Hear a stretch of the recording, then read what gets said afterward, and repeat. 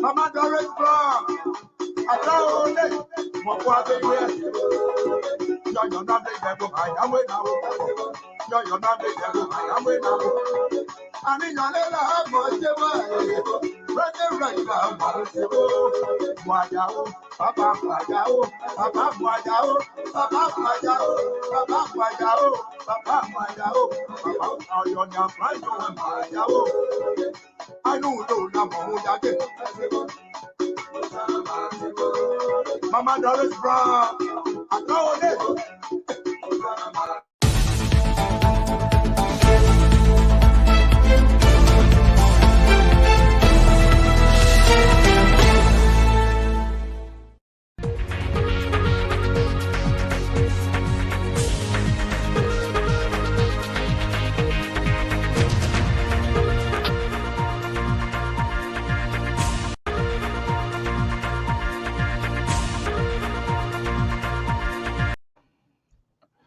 All right, good evening, so welcome. I'm Alfonso Z, and so today is Friday, and hopefully the group gonna be here, but we're gonna be in an open mic conversation here this evening. There are a lot of things happening, and we need to get it out there to the general public as well.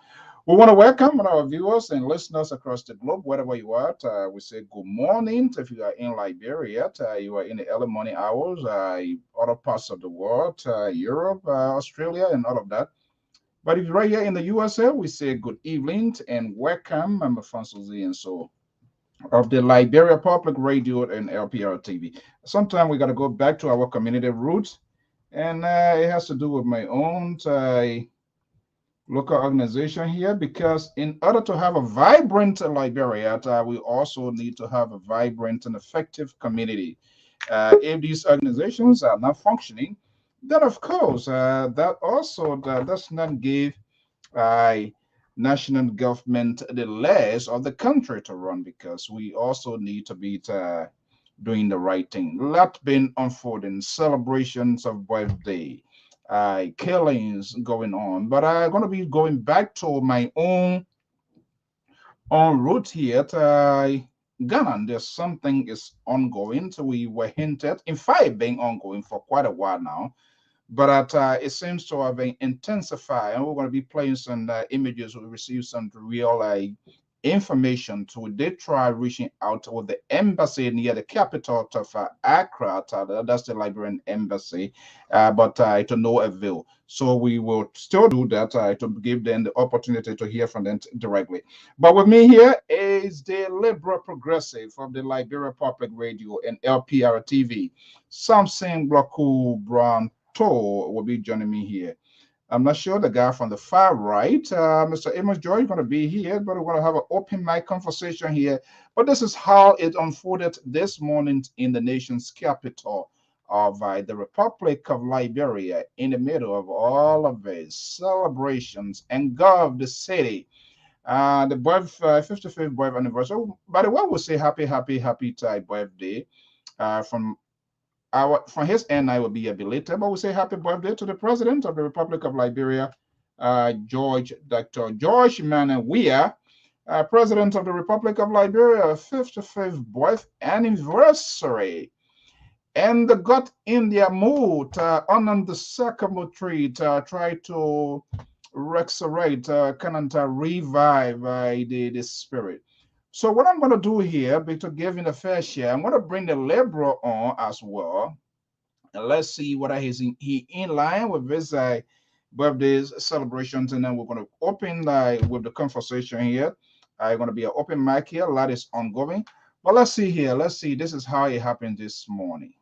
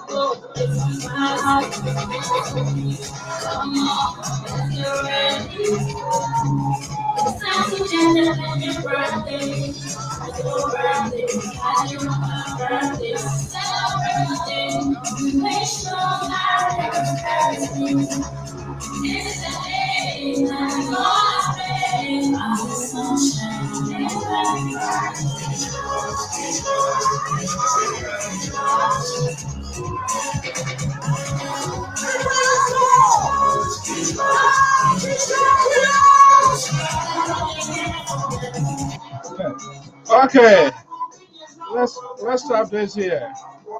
Okay, the liberal. Good evening. Good evening, Mr. Saul. Good evening. Thank you for having us again tonight. Okay, that was the guy that called what? Fuck clock, Bakugbe. Bad road medicine, good road medicine, or medicine for that matter. Good evening and welcome. Thank you. Thank you. We're here. Okay, so let's get the conversation going. A lot is unfolding. We're going to get it out of Liberia as well. Neighbors, there are other things happening outside the next door of Liberia, that is Ghana, relative to the Camp Buduzayan refugee camp, right? You remember that camp? That's a very familiar camp, right? Yeah, Buburuna. I mean, it's. I've been there. There I've must visited be that a camp. don't start it's too soon to start having a third tongue. There is a uniqueness of that camp that you don't want me to go there, something to. There is a uniqueness of that camp. So I'm now I don't know why you struggling to call that camp. That's just being very dishonest. Mr. So, I say I visited the camp. And what I spent 2 weeks on the camp, not particularly in the camp itself, but I spent 2 weeks, and that's where I got my wife from the camp. I married her in Ghana. there you go.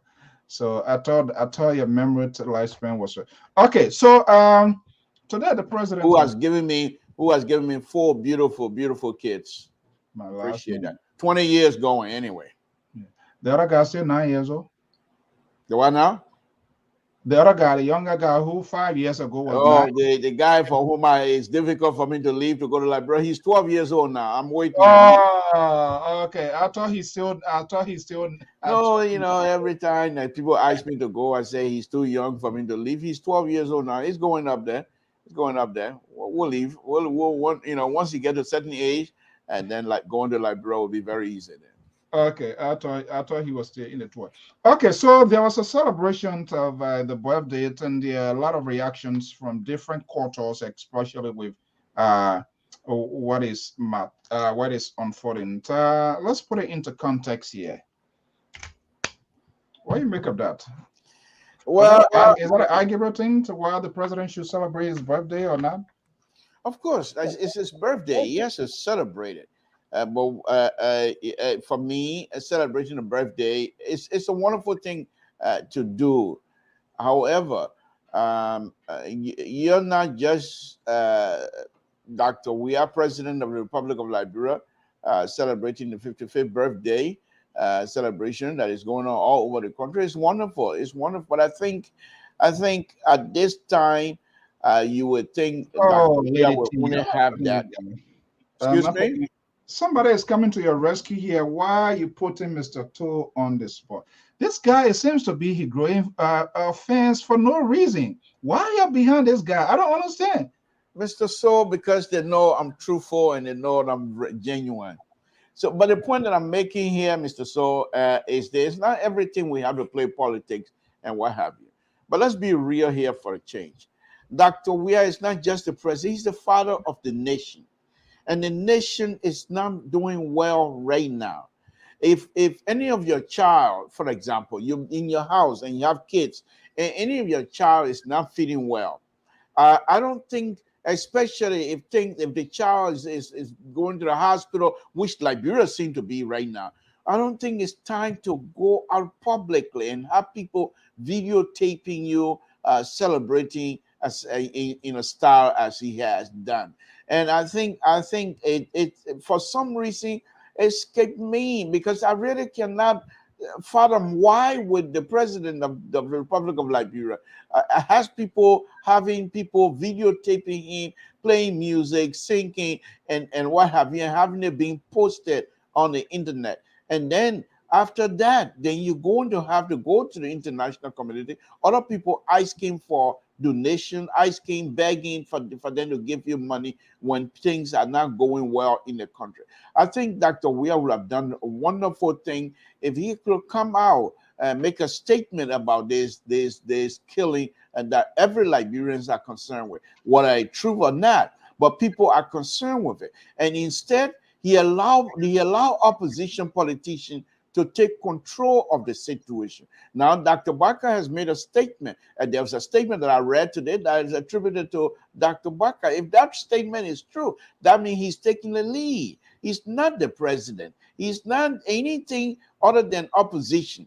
So I think for that, these are kinds of things you will have, Dr. Weir. When you and I was on here, I believe on Wednesday, and one of the requests that I was making is to have Dr. Weir to come out here.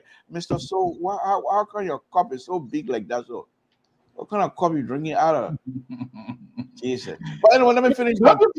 Don't you think from your pound the same kind of cup? Where's your I cup? think that pound one, that total pound one you drinking.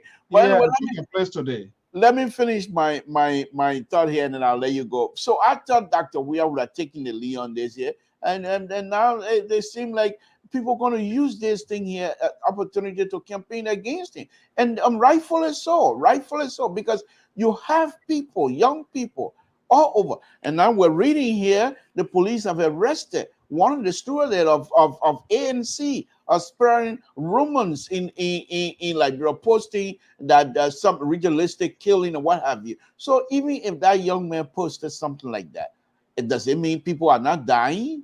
Does that negate the fact that people have died and continue to die? Those are kinds of things I think Dr. Weir is missing. But overall, I mean, it's wonderful to have him be the president. Happy birthday to the president. But I think the nation, people are supposed to celebrate with him. He shouldn't be photographing, videotaping, singing, and that just doesn't match the character, and it doesn't match the time we're in. To be honest with you. And that's a very valid point. It's too many, too much is ongoing. But the key question here: does the opposition also has the ability to tie this and kind of change the narrative? Because the opposition to still have their own thing ongoing. Do they have that sort of narrative to change the narrative and present themselves well as and forget about this sort of infight as who going to be the head? They must use some political instinct to solidify their position, their base, to communicate with the people. But that is not happening. However, to your point, it is true. Killings is going on too. To some extent here, I feel, and let me just come here. We are truthful to one another here, no matter what it is.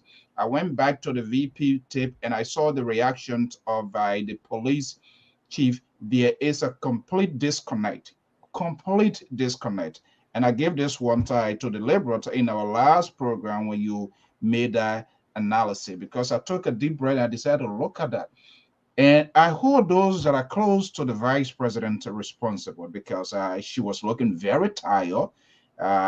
She was looking I mean, you could see her like somebody who just woke up from there. I don't understand whether these people have realized that internet, once somebody is going on the live field, uh, for when they do a comparison for the last 50 years now, internet has become a viable tool, has changed the narrative of communication, because it goes wide, and you could see the vice president, and there is a disconnect with the government's position and the vice president position. Uh, Especially, I was very much surprised. Not that surprised, because that's a police. Uh, it's not for the president. The police should be the front for the ordinary civilian. Not more or less, you provide protection for the country, but not as a personal instrument or institution for the president to get into a fight with the vice president. It's like, I wonder why these people can be dismissed when new government comes in, because that was just ridiculous on the part of Patrick Suru to go after the vice president, as the fight here killing is ongoing. However, and I said this here again, subliminal messages has also, because what subliminal messages does is that they see what is happening today and go and reconstruct other things that are happening in the past. For example, there's a video I saw with that motorbike, person and stuff like that. That thing was in Kenya. It's not Liberia. But what has happened, things that are happening in the country now, it resembles, they have the same ability, they all appears to be what is happening. So people who in the cyber world go out to these other countries and see some of the things that are happening, even the beating of the lady, that is reported in Kenya years back. But the government inability to put out a very strong thing to also combat this is also giving them a problem. So now the question, Mr. So, I think one of the things that I do admire about you and the LPR team is that in as much as we claim not to be a government mouthpiece and what have you, we will see the truth and we will speak about it. You're just mentioning about the situation in Kenya. People that are on social media would try to bring that type of video or whatever and say this is happening in Liberia. But people like you will come out and say, no, this is not, because we've seen this and stuff. So these are the kinds of stuff that helps the nation, because it's our country. However, Mr. So, it is sad to say that this sitting government continue to put foot in their own mouth, their own foot back in their mouth. This sitting government continuously, give us on false error. For example, I told you here on Wednesday that the video that you play of the vice president was not talking on behalf of the government. mm-hmm. The vice president's statement clearly states something about being in a womanhood. Simple as that. Now, if there's Patrick Suru and everybody else believe that these are false rumors that are going around, and the vice president come and make a statement like that, you go and show your evidence, not in public. You go and approach the vice president, not in public, and show whatever you have to the vice president. The vice president, yes, she's a woman. She's a woman. And to see, even if these things were not happening in Liberia, and I told you this there before, Liberians today, especially those that are educated, not only are they educated, but they are sophisticated. They can take pictures of what happened in other countries and make it look like it's in Liberia.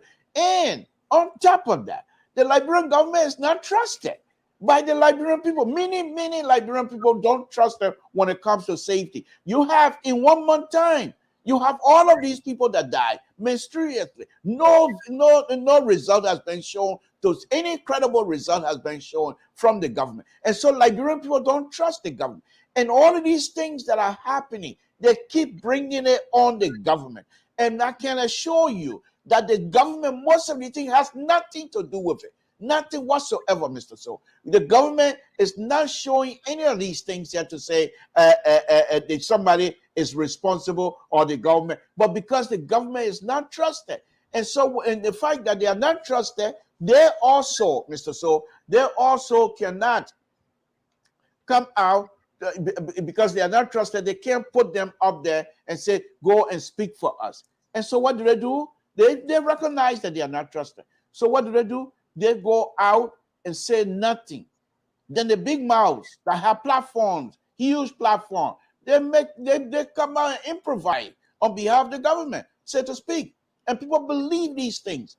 And now you come by and then you want to take it out on the vice president. People know the vice president has no standing with the president. And Patrick Suru will not come on public radio or public gathering and say anything about the vice president without, I believe, without the approval of the president. And these are kinds of stuff we're talking about. They continue to play this route. Well, with that, in the United States.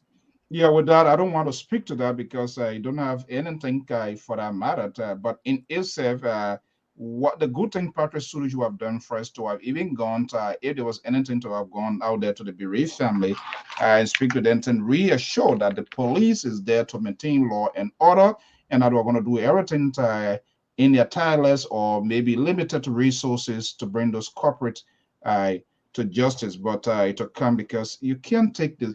You are there to protect lives and property, lives and order. So you are not there to protect that much the interest of the government. The interest of the government that you have to protect is to provide security and all of that. But unfortunately, it's not happening.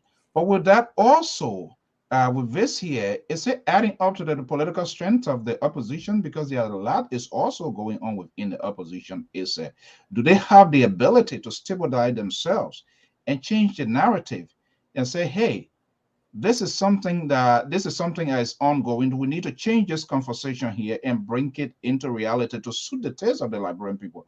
The opposition, do they have that as well? Mr. So, yeah, it's another thing here, the unforced error that the government has done. And within the last week or so, or even 2 weeks, the opposition, they were on their bike heels. They were falling bikes so much.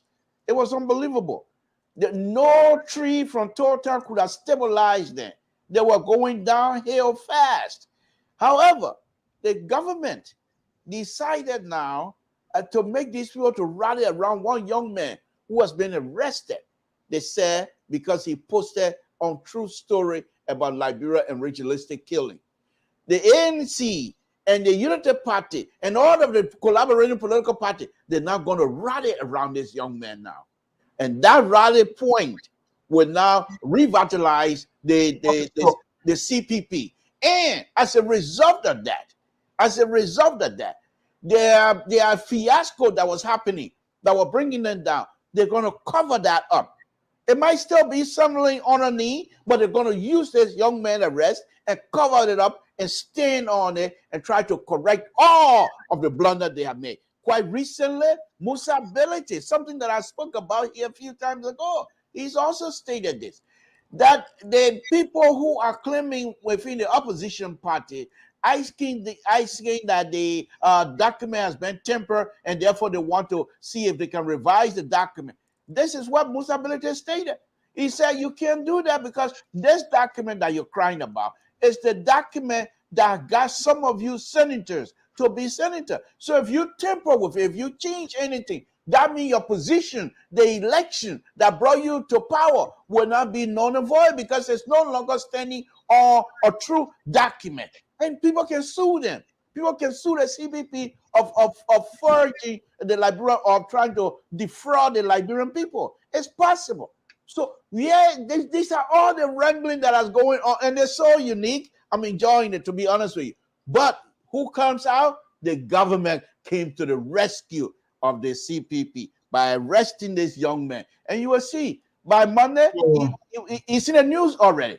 And people, CPP going to put up bail, and they will bring this young man out, and he will be triumphantly brought out from the central prison. And the CPP, their steward and all of their supporters are going to go to the jail. I'm just speculating, but I'm sure that's what's going to happen because they're so simple. They're going to need something to redeem themselves. So they will go to the jailhouse, bring that young man, use that platform of that young man to then say that they are doing well, which of course we know far from it.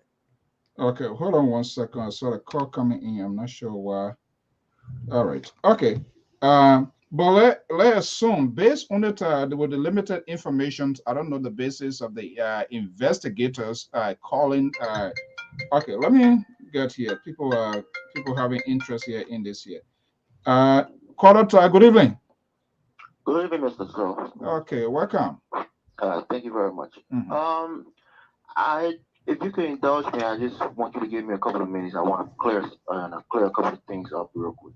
Oh yeah, sure. And I wanted to call early before I lose my train of thought. And I just want to ask you about Mr. Yensua, the memorial thing that you guys are having. And I keep seeing it popping up on the screen. And to my understanding, he's somebody that you knew personally, right? Yes, he's Okay. actually within my proximity. He used to. Yeah, a family still in Rwanda. Yeah, go ahead. Okay.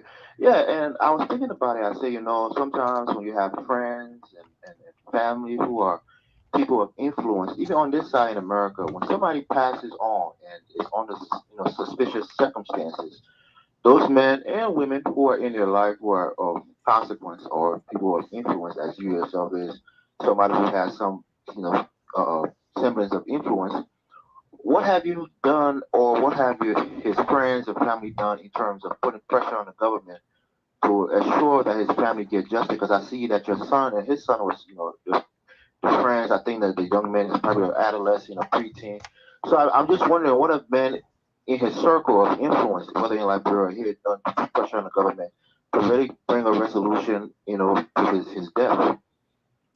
Yeah. Whew, so what a bone in the throat question here this evening here. Look, but on a serious note, lot been ongoing, but also let's bear in mind this Liberia kind of a little bit different. Different in the sense it's not like in this modern society where you have groups can step out. But what I can say though, because I've had a lot of conversations, especially with the direct family, even the widow who is just like a 3 minutes away from where I live, and we're gonna be having a live screaming tomorrow. There are a lot of family things tied into it. To tell you to a mate and I'll be doing some just kind of come out here to say things that were said all in private, not as covering. In fact, I personally requested to have like a one-on-one conversation, but I think for their own personal reasons, they just want to be quiet for now, and I assume there are tons of reason for that. So, my brother, it's kind of difficult, and that's a very good, arguable, and good questions that you are raised. But guess what?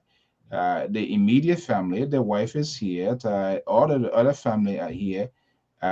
Who are we? If I'm to come out here to even call out to say something, I must have a direct source. You understand what I'm saying? For example, the findings from the government, the autopsy, what the investigation to reveal. These are very consequential conversations. So you don't just want to jump and say something because that's sort of injecting it's your perception, why you tend it to believe and it is not. And then later on, the family come up how you got this information. In fact, before I give you to the point, the call me, there was a program before. I think I'm not sure whether it was on the no, it was on another program. And so the family called me and said, "Oh, this so we heard so person making comment, but I assume because this person will also see this person follow you. We're going to take this person to court because based on the statement this person is making, apparently they have much more deeper information than we do." Wow. So yeah, so there's a long route in that, but hopefully, who knows, one day they will have the courage. God will strengthen them and they will tell the narrative because we just do not know all. We Okay. assume to know it. So unfortunately, that's where I can start. Okay. Okay. I got you. Now I will go to my next I guess comment. Mm. When it comes to the government, I'm going to say something that might be a bit controversial here. But as a father of a home, if you have children, you are the sole protector, especially of your girl's children. If, for example, President Weah has a daughter. His daughter name is my sister's namesake. Because most people don't even know about his daughter, but he has a daughter named Tita. If his daughter were raped, will he be having a birthday party a couple of days later? It's a bit touchy, but just asking that question. His position now is the father of our nation, as you have on a grander scale Mm. compared to that of a nuclear family. You won't go out and have a lavish celebration when one of your family member has been raped, Mm. sodomized, or even killed for that extent.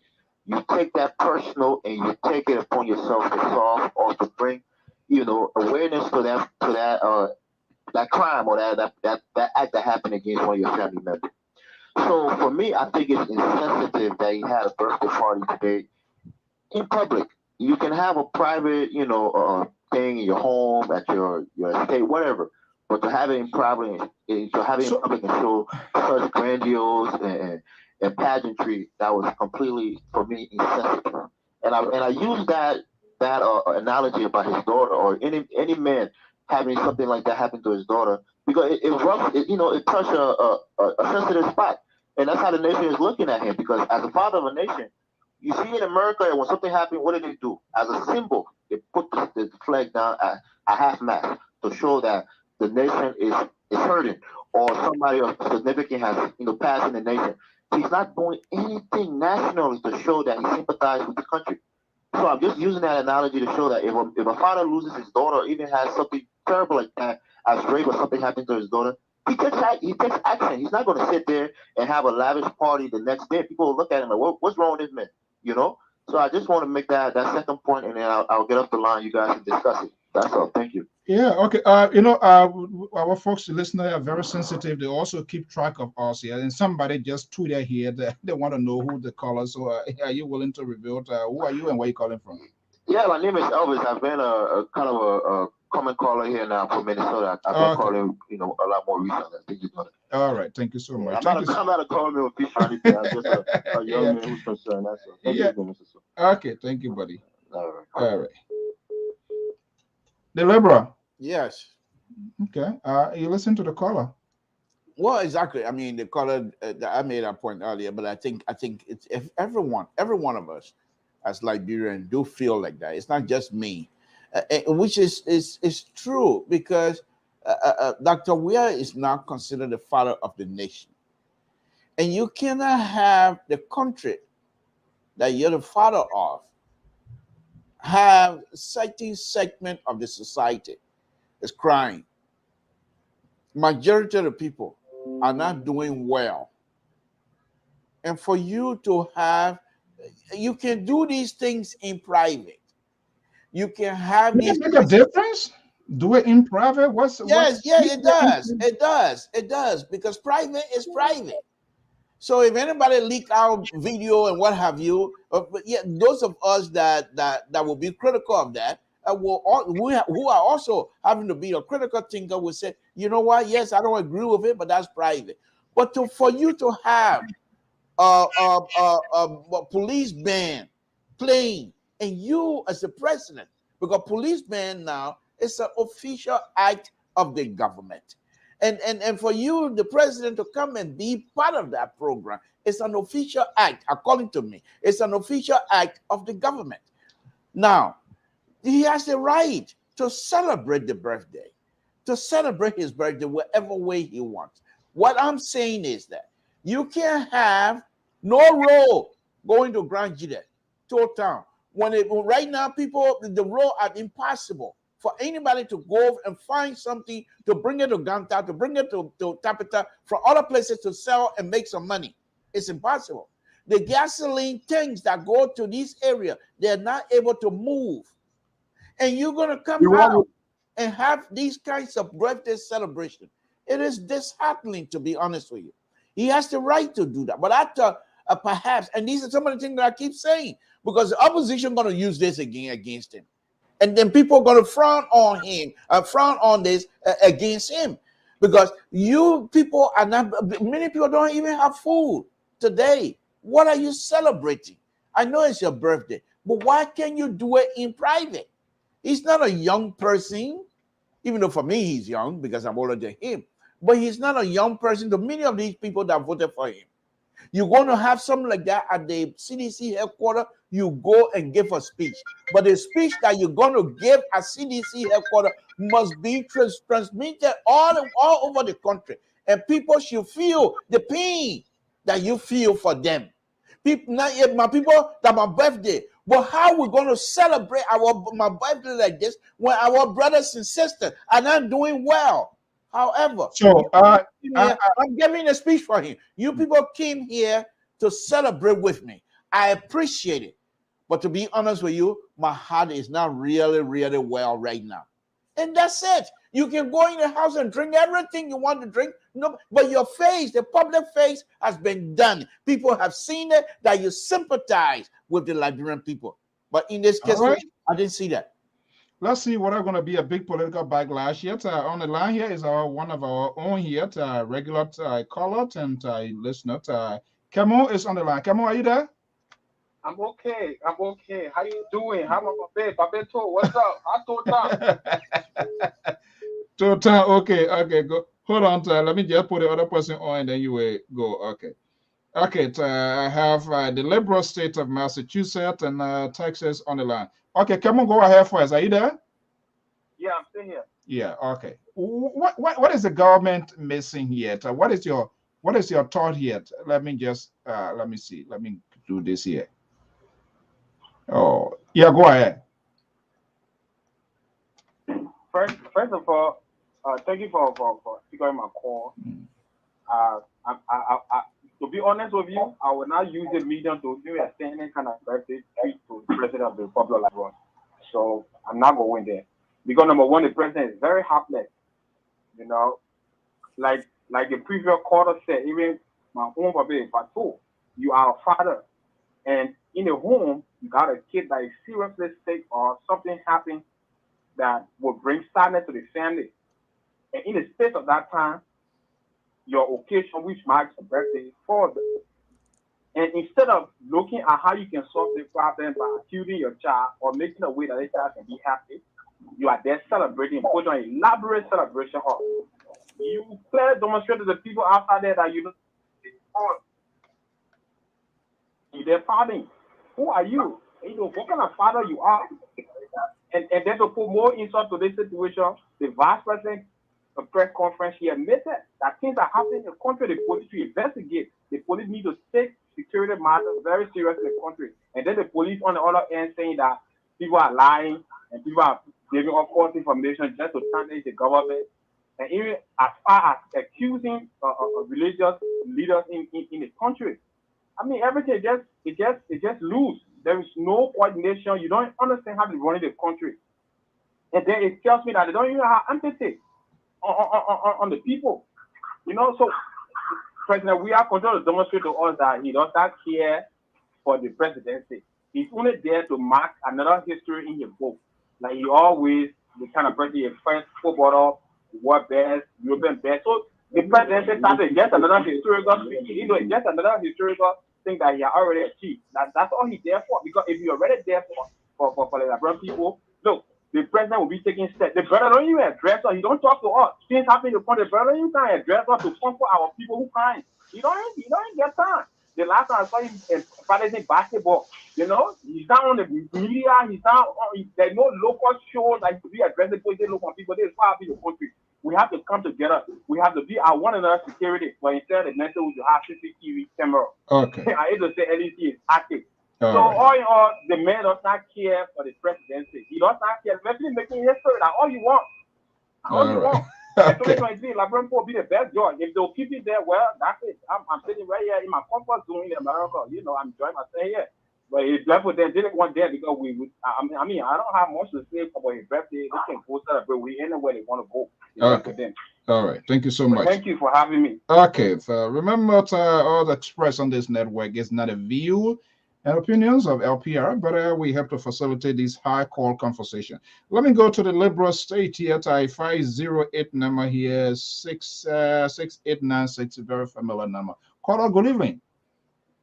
Yeah, good evening, Labrador Public Radio. Okay, just hold on 1 minute. Let me just put this person and then you can carry on. Okay. Yeah, 508. Go ahead, buddy.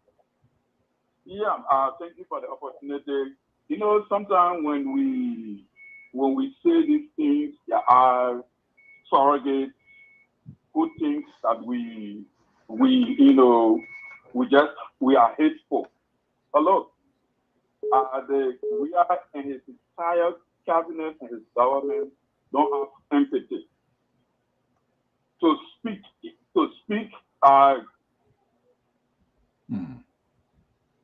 Director and his colleagues, you know, denying the fact that there are killings that are going on. You know, when a sitting vice president can admit to what is going on, and coupled with the fear that's in the country for the president of the nation to be so, you know, enthusiastic about celebrating birthday, and it's far, you know. So like previous caller said, they lack empathy. Because I really sometimes I don't think that these guys are really people. Because if you consider how the country is being run, and to have less attention to the plight of the ordinary people who mobilize themselves when the electoral process to even print their own t-shirt just for them. And at this point in time, for them to just be after themselves and after merrymaking is something that is sad. It tells you, a bunch of things, negative things about who those guys are. I think they came at the expense of, amalgamating wealth onto themselves, at the detriment of the ordinary people. So, like the other caller said, just to, climax my point, it seems that this guy is after making a record, after, taking the world debt, African debt, and the rest of it. He feels that the presidency is something that you can just add to an accolade, that's just all. But okay. No all right. Thank you so much. All right. Okay, there are a lot of callers here, Mr. Toad. Just hold on, guys. Let's just keep it strictly to the point so that we will be able to talk other things here. Let me go to this number 609, number 2492. Caller, good evening. What's your name and where are you calling from? How you doing? So my name is Abraham. I'm calling from New Jersey. How you doing today? Okay, ABF, to make it short, if you wish for me to call you that with your permission, thank you. I'm doing great and I welcome. You are a Liberian, so what's your thoughts? Yeah, I just want to say, the vice president, what she said, she read the vice president have been parking for long in the garage. So she wake up in the garage. Why they always parking our vice president in this garage here? Where in our garage they always parking according to you? I don't really know, but the other vice president don't want to be parked. Hey, let a lesson from them. It's too funny. The car keep the car keep on the garage. And so everybody now trying to waste water on that car. All right. But I would like to tell you, what I want to say here is that I don't know why these people are blaming our president, our beloved president. Look, Georgia is a God-sent president for Liberia. We're looking for the second president again. We're inside. So I don't know why these people don't. The person they want that the person they took. All we need to do is when they call for medicine here, we take the medicine and send it to them. I just want to ask my laborer. I don't want you to hurt your head, my brother. Our people love their children. When you say move from over there, they say you say bad things about them. When they sit down there and see the fire under their baton, then they know. So we want to think how to send back arrest. Even if we send it and they say we should pay tax, we pay it. Because that's why, that's why they created, and that's why we're going to be inheriting, and that's why we're inheriting right now. So my own topic now, I tired of the only thing I will be here and be doing when somebody call me, when they say, hey, my people are sick, no medicine, it start giving them our food, where they call tablet in Liberia. Then we look for some medicine here, we send it to them. They will be inside until they get the best person. Now we're going for the second one again. You see the dancing all around. Some people say Bwaga, some people say Komi. Now when you come out and get them, they Komi. So let me ask you the question. Some people say Bwaga, some people say Komi. What do you say? Well, I say they should just open their eyes and do what they got to do. They're doing it for themselves. They are not doing it for me. Anytime I want to go Labra and go. If I don't want to go, I won't go. Okay. So all right. So let it open their eyes. And the first thing I would tell them, they should not sell their belly. They should stand tall, even if they're hungry and a bag of red can 10 or they're giving them $50,000. They must think that $50,000 what you're going to bring later. Okay. That's what they should think about. They should either stay in the cold water, let their feet get numb, and then they leave from there and get what they want to get for tomorrow. Okay, thank you so much, my man. Let me go to the next person. All right, thank you so much. Okay, so we coming to our own contributor, but let me go to this number here. 571 5924. Thank you for being so patient. What's your name and where you calling from? Hey, good evening, Mr. Sheehan. This is Emmanuel Yakov from Virginia. Okay, welcome, Email. Thank you. Let me take this time and say thank you for putting me your platform and say happy birthday to the great man walking, His Excellency Dr. Who's there? Somebody, please. If you're there, please mute your. But no, go ahead. Okay. I think somebody else. Dr. Josh Weir. Look, Mr. Sheehan, let me just say something. Everything that's been happening that going on in this country, when you just open your eyes and taking attention, it gets all about fake news. Just 2 days ago, there was this huge loss of racial in college that they're making everywhere. Yesterday, someone posted a video of 2018 that happened in Depot Road, where his uncle reported the death to the police. And comments out, oh, somebody just got killed in Depot Road, and the people of Depot Road are bereaved, and they are tired. 2018, PLP Secretary General, he went, shot himself in the leg, and last year a group of people on the motorbike shot him and they ran away. Opposition. Today, one of Arizona Cummings, High Court ANC, Sarah went and post a picture of Richard Lester Kelly. The police and asked him to show him the body and to show the person the body. People are just making up stories to create fear. The issue of death is happening every country on this earth. There is no country on this earth that people are not dying. Well, let me ask you this question. Let me ask you the question here. But unwanted thought or killings is ongoing, correct? Right. In Liberia? Yeah. Like in every country, for example, in the state of Chicago, there's 9,000. Not person gets shot a day. Yeah, let's narrow the conversation to Liberia this evening. I know Chicago is horrible, but let's just narrow the conversation. Go ahead. Yeah, so I said, and I said that here. I said that videos, there are other videos, and that's what they call this sort of subliminal to messages.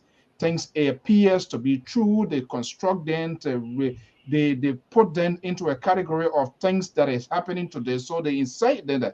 However, the government just does not have the capacity to continue and to fight these people because some of those things, some of them came from Kenya. That was a long time ago. You remember that G.W. Gibson incident video that they brought in, which of course is true. However, these things are also happening. But what is lacking, GOL inability to effectively go after these people and to speak. Yes, you remember some time ago that was long time. Helen Johnson said it and they brought it back. Said it during the demonstration. Yeah. People are not reading between the lines. So but who should put their eyes together to bring this thing, to bring this sort of conversation to the to the general public? It is the government. For example, if you have the police chief, no, listen, the government is the one that is in charge. I'm not saying everything should be the government. We all mix up the government. You don't. The difference here is you working and I'm an ordinary civil servant. But what I'm saying, the ball when anything of this sort happens, who has the ability to stabilize the conversation, to bring out the facts? It will be the government. But so what happened? The police chief, the vice president is speaking something of a reality that is happening. And the police chief, the police, you are there to protect law and order. That's why you see in the America or Western area, they have this cyber thing. They have experts. When these things happen, they start researching. They start looking here and there to see what is happening. Now, when they gather all of these here, when they go before the media, then that's where you begin to present, you begin to tell. Then people who don't know, you don't assume people know. You know it, I know it, Todd know it, and not everybody knows it. So you will come now and talk to the people, hey, yes, things are happening. They must first of all admit that killings is ongoing. However, this particular footage, this particular video is not what it didn't happen in Liberia. People are just bringing this here to politicize and to create confusion. But we have the Mr. real Senior, issue and we need to address it. Senior, But that is not happening. no, Mr. Senior. Mm. If you follow the press conference, the police admitted they were killing and they were ritualistic killing. They make a specific reference to the issue in Maryland County. And they say the police moved immediately and arrested the suspect. They make a specific reference with a video that was circulating with a girl who was murdered and the body was left. Everything was stripped from all of her. And they made a specific video reference about that video was a fake video. It's like the person was on the table for a testing. And then they make reference to the PLP Secretary General, how people are creating false news to post PLP Acting Secretary General that just shot himself in the legs, went to the hospital, told the doctors that he mistakenly shot himself in the legs, and then he came out and said, someone shot him. So the thing is, I think the issue with the vice president, it was just miscommunication. If the vice president had let, because he had been carried away by the two fake news about body all over, body everywhere, so if she had just missed with the IG, and the IG had briefed her with a lot of information, she was going to come to herself. For example, the guy who said he was kidnapped. The guy who said he was kidnapped, and they took him to Kenny or Batala, he was pushing on the keke. The police also make reference to that they check his car door. Look, my brother. Yes, sir. My brother, I understand where you're coming from. And sometimes some of these things come, I talk to other people and I look at it. I know they are makeup, like even the case of that guy, the time I feel, they kept me this and that. All of these things, there are so many. The propaganda is a very dangerous tool. Give me 1 second. Okay, make it 10 seconds. Let me go to the next people here. Other people waiting. With the city board, I got this. The Senate invited the justice minister. The justice minister said when you send people to investigate, every time they find a body, they will call the parents. The parents say, no, the body is too old, the body is too ugly. Because when someone gets drying the water for more than 1 week, it's different. So the justice minister told the family, say, the only thing we can do is to swap the DNA from your mouth and we compare it with the body, then we will know who the person related to. The family said the West doctor told them that the case are allowed. They can only do such a woo. Okay. And the justice minister says such a woo is not better on our law. So okay, my man. Let me go to the next caller. All right. Thank you sir? so much. All right. Thank you so much. Okay, let me go to Mr. Jackson. Are you there? Yes, sir. How are you? All right. Thank you so much for being so patient. And 763, I'll be coming to you before I go back to the liberals. We just want to get the views of our people. Okay, Mr. Jackson, here we are at Devil Over Troubled Water. Too much, 2 minutes, lot is unfolding. What are you gathering from your end?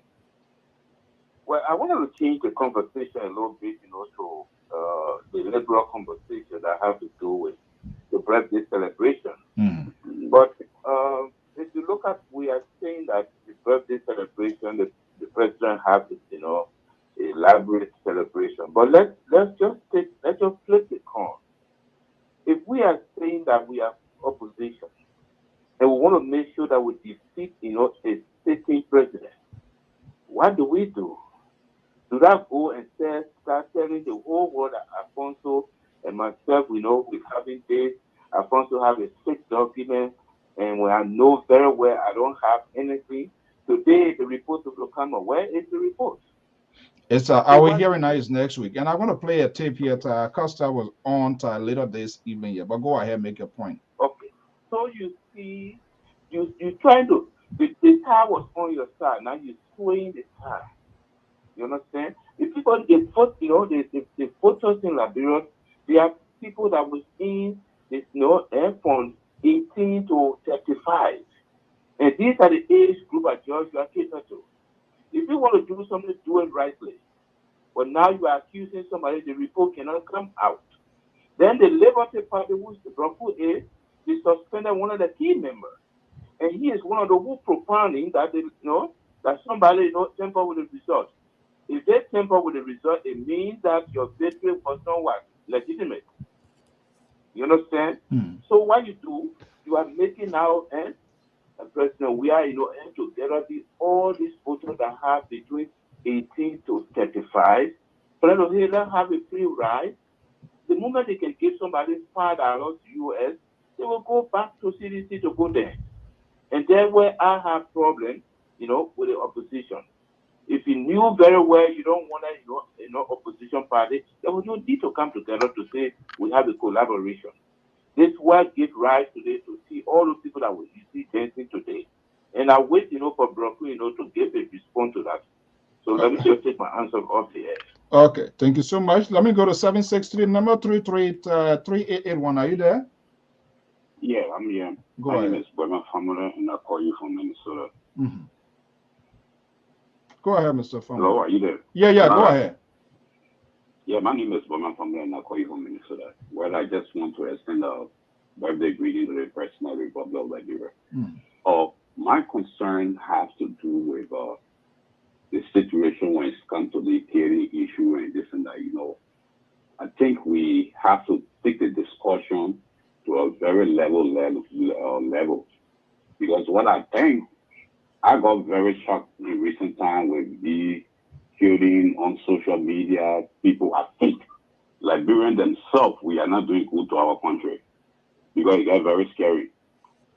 For example, it started with this John Todman stuff, which was a very legitimate case, and then later it got covered by somebody who came on a fake social media, and then another video with a lady, had taken off, which was very disturbing. And sometimes when you come across this thing, it just take you off. Mm-hmm. It's like you so go into it, because these graphics are so terrible that it just scares you and take your mind from the actual, the actual victim. So I think we have to sit back and really check and see. And if you get your brother and sister back home, we need to advise our brothers and sisters. We have to be realistic to our country. We cannot destroy our country because of this little petty politics. Even in the great United States that we meet here, we live here, our security is based on information. These people are committing new crimes. Sometimes they live right within our community. We got to help, or we got to say something. It's just so terrible that the graphic that goes up, the terrible graphic cover the real story. People are hurt. People are loving their loved ones. When people are taking all of country photos and putting it up that overshadow the real victim in the country. It's so disturbing. I just want to urge friends, family members back home, we got to put things aside. We got to help the process. It's so terrible. It's so disturbing. But I hope this too will go away one day. All right. Thank you. Thank you so much. Okay. Let me see. Is there someone still here? Okay. All right. Thank you so much. Okay. Delibra, are you there? Yes, I am, Mr. So. Okay. Yeah. I believe Mr. Jackson was making a specific reference to a question. You want to respond? Well, all I can say to Mr. Jackson is it's a point well taken. Point well taken. However, I think, as I stated earlier, this government, they are now giving a boost to the nearly knocked out opposition party by arresting this young man that they're going after. Number one. Second thing is, Mr. So, the opposition, I hope they don't use this to the max, because it's not this birthday stuff. In fact, if I were any of those political leaders, which I believe, they shouldn't even make comments. Let this thing go. Let the Liberian people see it, and then that can be brought out later on. Now, in terms of they themselves, with this report being delayed and what have you, look, the report will come up. It will come up, but this is what we don't want. This is what I'm hoping. I'm not saying they should go and gloss over any kinds of error or whatever that must have happened. They have to be truthful.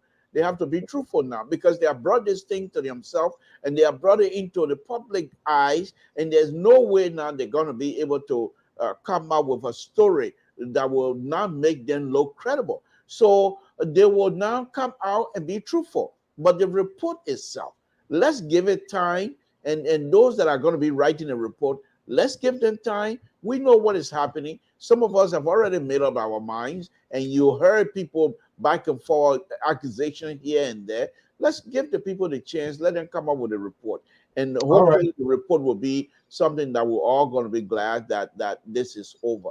But then again, if the government continue to do what it's doing right now, that report can be a delay as much as, because right now, who's going to focus on that report now? No, no, no. I don't think. No, no, no, no, no. Mr. So hold on, hold on, Where you go there, you are giving. hold on. I Nothing. know that we, the opposition, we don't need your commentary to help us. I'm making some point here. Let me finish. The point here is this: the government continue to do this kinds of stuff. The So killing. you should delay, or you should No, hold on. delay I'm your not saying that they investigation. should delay. That's It's not the not point. only you. First We thing, all. first thing is this: the Liberian people, report or no report, the safety of our brothers and sisters is paramount. We cannot get up and say report when people are dying. Let's first of all, no, you the media need to first of all focus yourself on what is happening. People are dying. But that's why we are having a conversation. We were getting the report. But the report. Don't try that. Don't try to hold that. No. You're trying to be very dishonest here, and that's why we are having a conversation. That's your here. Opinion. And yeah, that's my opinion, and I will express it. And you are not also talking about these subliminal messages, the fake and false news that is being facilitated. Look at like this PLP here, and I sent an invitation to talk to them. These are people there, but let me go to this number here quick here to make their point. 609, and I will Mr. Jackson to respond. 609, are you there? Caller, please lower your monitor. 609-7817. Good evening. I'm here. Good evening, brother. Thank you for the show. My name is Joel Bimba. I'm calling from New Jersey. And thank you. So I just have a few things to talk about. One is the mysterious deaths. Now, I agree that a lot of the images too that people share, they are not really the rightful images. It's also false. But one of the problems out there is that a lot of the investigations do not come to logical conclusions. Right. So we have had series of deaths. Now, when you have series of deaths, mysterious deaths, and you cannot bring them to logical conclusions, then you create a lack of trust in the public. And then when you have a lack of trust in the public, when they see an image, whether that image is true or not, they are definitely going to run into conclusions. So one of the few things, like when the police director was speaking, I expected him to be giving us some data on number of investigations that have been successful, those that have been prosecuted, and those kind of situations. I didn't see him doing much of that. Great analysis. I also saw I didn't see him running the statistics for us. How many homicide cases have you dealt with? What are the different things you are putting into place? You were not looking at that. So he was also not being very objective when he was speaking, So and when he was speculating, if you are speculating as police director, then you create room for the public to also speculate. Right. So he did not really go for that conference well prepared. For example, I wanted to see him talking about, for example, local county. How many homicides are taken here? Here's what we are doing here. It's now at the court they are doing that. Grand Crew County. This is what is happening in Grand Crew County. This is what we have done. Then from there you make us so confident about the security system. So I think that our police need to work a little bit on really tracking down these cases and making sure they are reaching them to logical conclusions. That would build trust in the public. Now, the other thing here I have here is the issue of CPP. Now, CPP, I know those of you are listening, those of who are native, we are independent. Me, I consider myself being independent. You're an independent guy? Yeah, I'm an independent guy. I really don't trust neither. I still have a lot of doubts about the integrity of the CPP, although I also have problems with the incumbent president. And so CPP, I think the way you guys are doing things, it kind of suggests to some of us who are independent that you guys not really ready. So number one, the collaboration, what I see there is that people need to first be able to say, hey. Yeah, let's make it brief. We are getting more callers here too. And okay, all right, okay. So I think CPP is fractured. And if they cannot get their act together between now and December, I can tell them President Weah will be reelected. So if they cannot get their act between now and December, just let it go. President Weah will be reelected. All right. Thank you so So much. that's my own prediction. Yeah. Okay. All right. Mr. Jackson, you want to make your final point? Yes, I mean, if you listen to that young man, what I'm trying to, give the analysis on is if we are saying that, CDC, the president, they are not, they are not doing good things, and then you have a party and we say, he doesn't have the citizen at heart, then it's okay, that's fine. But how about you, the opposition? You are not credible. You can be trusted. And that's where I'm coming from. You say your document, you were coming up with a report. Where is the report? Two in your party, you're finished suspending somebody. You're having infighting. So you people are not set to become somebody. And that's where I'm coming from. If we say we want to be credible, we can make lies to be true. And if we say we make a promise to to the world to say we are coming with a report, where is the report? Issues are coming out of the report. They are coming bits and pieces from people. Now they are trying to bring a report because if they come out, it can either make or break the CPT. Yeah, and you have something to here giving justification because something is going on right now. So it's, I mean, all of these are the same very unfold error that he's talking about, but he doesn't want to speak to that. All right, thank you so much. Okay, 267 number 6052. Are you there? I'm here, Mr. So. How are you doing today? Good. Thank you. What's your name and where are you calling from? My name is Momolu. I'm calling from Pennsylvania. Okay, go ahead, Momolu. Thanks for giving me two issues. I want to address the first issue of Mr. To. Mr. To, those that you saw up there today are all Liberians. They are not foreigners. They just want to celebrate with the president. You got issue with the president. And first of all, I want to call to say happy birthday to His Excellency, Dr. George Manuel Weah. So, Mr. To, those are Liberians. Those are not foreigners. The issues in Liberian Post, suffering Liberian Post, those are very Liberians that you saw up there today. They are not foreigners, one. Second, I want to speak on the issue of the second caller that was saying killings going on. We agree. Let's be fair enough. People come on and then make false stories. I listened to you. You were saying there are some pictures that came out that are not right. And what was told people? George Weah is president today. George Weah will not be president tomorrow. Liberia is all we have. Liberia is all we have. We're in the diaspora today. Tomorrow we'll go back home. But if we painting Liberia as it takes, the very good are suffering over our brothers and our sisters. The issue the brother was saying concerning security, even in America, killings have gone on. America, this great America, killing has gone on 4 or 5 years up to now. Security people still investigating. It's a process. It's not an event. It will take time. Let us give the security people the chance to do their work. If security people start going against people today, the first thing they'll say is security people running after people. Security people running after people. You saw just I think today or yesterday when the security started cracking down on things that won't shit. Believe me, you. Sooner or later you hear different stories. So I just called to say thank you for your show. Okay, thank you so much. Okay, 701 number 6558, and then I'll go back to Mr. To. Thank you, Mr. Seal. This is Teddy Lion Yankun from Fargo, North Dakota. Lion. Okay, go ahead. Greetings to you and Mr. To. Well, I would like to speak on the ritualistic killing. First of all, I would first like to use this platform to say happy birthday to our beloved president, and we wish him long life for what he's doing. So impressive, so satisfactory to the Liberian people. This is why over the years and past few months, in the tough time, the president continued to do his job. He remained consistent on his job to the development process of the country is very, very, consistent with that. So a lot of Liberians around the world,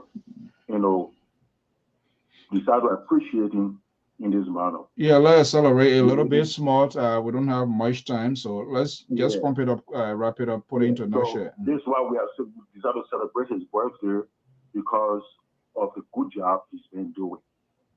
But when it comes to the ritualistic killing in the country, obviously we understand that government officials over the months heavily been negotiating, lobbying for the country. While on the other hand, oppositions paying money for lobbyists against the country. The negotiations the government is negotiating for the country, these are good things in the front line for the country to encourage investors and other tourists and other people to come to the country. But the oppositions have been carrying on these chicaneries, tricks of killing people. They are the ones, obviously, that have been doing these things with our headings down. And now they want to use that to politicize the killings, the ritualistic killing against the president, who is doing the best thing for Liberian people who understand the president is not 100% fully taking control of the security.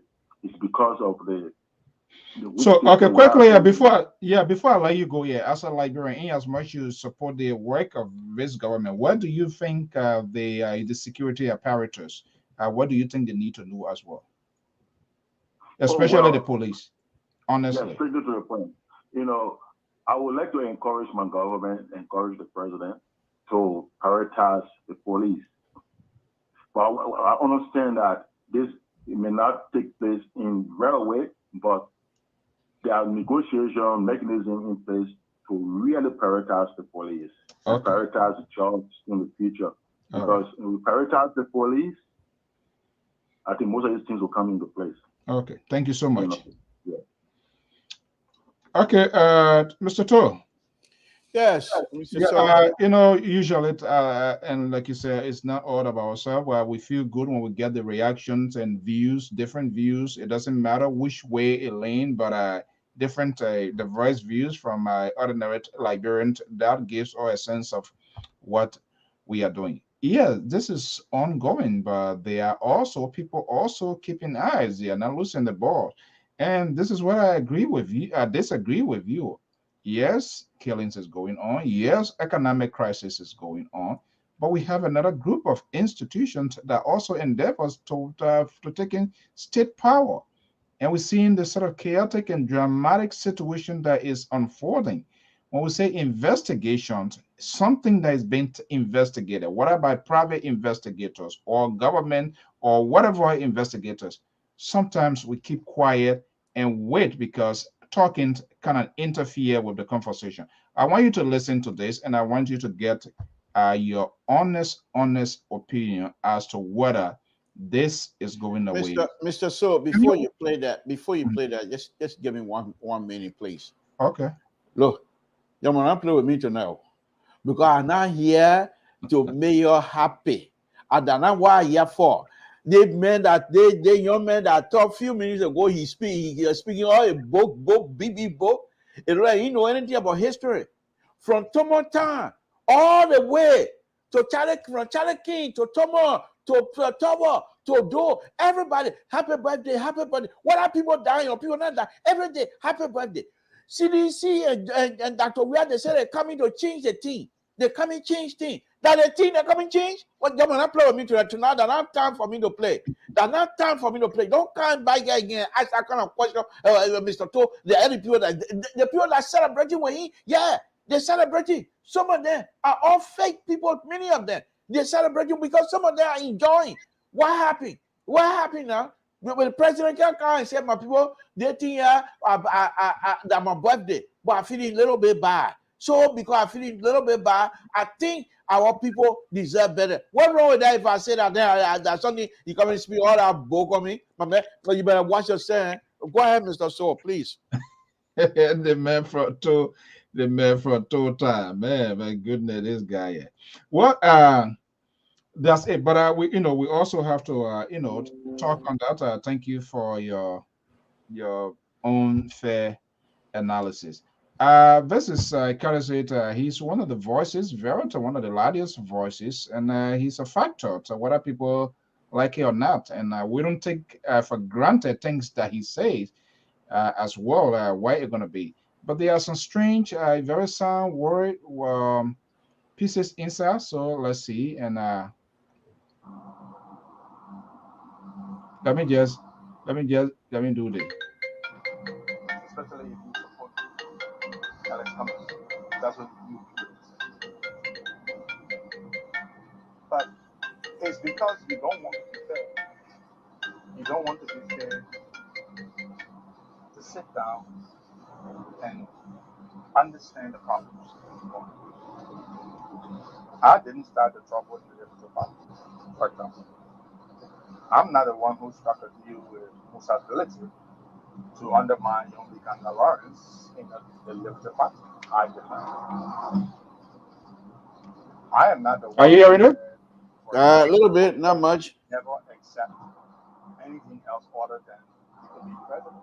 I am not the one. It was not my political leader who said that the CPP must, that he can't be anything else. It's like he's not even running for the presidency. I think the one thing he said. Okay, let's see here. He said, "Oh no, the man doesn't like." You know, when they say this bullshit about people not liking comments, it's just stupid. I'm sorry for my expression, but who the fuck is supposed to like somebody else? When this is politics, I don't have to fucking like you. I don't have to fucking like you. I mean, who the fuck you think you are that I am supposed to like you? I'm sorry for my expression, but when they say this nonsense, I don't have to like you. Why should I like Cummings? Or why should I like John Brown? It's not about liking. Oh, they hate the man. They don't like the man. It's nonsense. I'm sorry I have to use that kind of language, but I'm sure I'm talking to adults here. Nobody has to like you. Nobody has to like you. We're in politics. It's about interests. It's about values for some of us. It's about what we want to see the country become. It's about a whole number of things. But it's not about liking you. We're not here to like you. So they started this thing. When they jumped on Uganda Yuri for saying that it is Boakai he prefers. And then Gerald Cummings, the guy who interviewed Mr. Yuri, by the way, Gerald Cummings can decide my future is way ahead of me. And the committee has produced this report, and the findings are contained in the report because you know the findings are not agreeable to you. Then now you want to start saying you will not accept the report. You are lying. The framework document that Ellis Cummings submitted to the Elections Commission. Okay, here we are. From our own laymen, when investigations are ongoing, I think we wait patiently and keep quiet and not to preempt the results of his election investigation. This is not going away. We're also talking about CDC. We're also talking about these birthdays and not birthday killings, of course. And there are a lot of false messages that are ongoing. We saw what happened. PLP just suspended a acting secretary general, the guy who claimed that he was shot, not knowing it was self-injury he inflicted on himself. Now, when you see all of these things arguing or these things outplaying here, it makes it very difficult to find which tone, which direction to go, and who is really saying what they are saying. Now, the absence of the while we await this investigation to report issue of Bananta we are hearing in a coming week, does that have an impact? Do you agree with what is coming out of Costa? Mr. So, first thing, I think you as a CEO and someone who is in charge of the LPR, I think you owe the audience some sort of apology of not giving them a heads up on the language that Costa used. Then you were not listening. I told you said there was extreme words. Then probably you were not listening. Maybe I wasn't. If you did, because you don't want to talk about it. So no, I'm but I'm coming to it because I think for us to play that. And if you give the audience a heads up, then I think okay, then I'm okay with it. Well, they're listening to it. I don't think it's nobody stranger. They are no, listening. no. You can't. If you already told me you get the audience head up. If you didn't give it a head up, then I'm gonna come hard on you. Definitely, I will come hard on you because this is Liberal Public Radio. What the language here is very, very screen when you bring it up audience to listen to. So if you give the audience head ups, then I say fine. I'm not gonna beg. Do you agree with his analysis? Do you agree with him speaking to no. investigation? No. But Mr. So you can't bamboozle me into accepting your explanation, and that's just not fair. But then again, this is what you do as a conservative, and I'm gonna have to push back. I'm saying to you, if we're gonna have Costa using words that are not comfortable to this liberal, I would say so. However, let me address the whole thing. What Costa is saying. Costa is saying that and I've not seen it, but the people, the report come out and the report might not be in favor of a certain group or what have you. What I do say to this is this. I thought they said they smoke pea pie. So that means that peace pie is full of so hot pepper. Ain't go down well. No smoke coming out of that pipe. Yes, day before yesterday, you gave a perfect interpretation of that. Mr. So that's what a liberal does. I give it to you as it is. I don't pull no punches. I just give it to you. Right now, from what Costa is saying, it's saying that peace pipe just full of pepper, and there was no smoke that was coming out of it. So water. Unbelievable. Now, let me address this whole thing. Let us wait. This is I'm just giving you another caveat here because somehow you seem to be neutral in this whole debacle. I will call it You seem to be neutral. I've been trying to see if you can come my way and join the Liberty Party, and perhaps we can move this ball forward. But you want to be on the sideline, on the fence line, a neutral. That's fine. You stay right where you are. But this is what I'm going to tell you, Mr. Soul. This is what I want to tell you on Costa.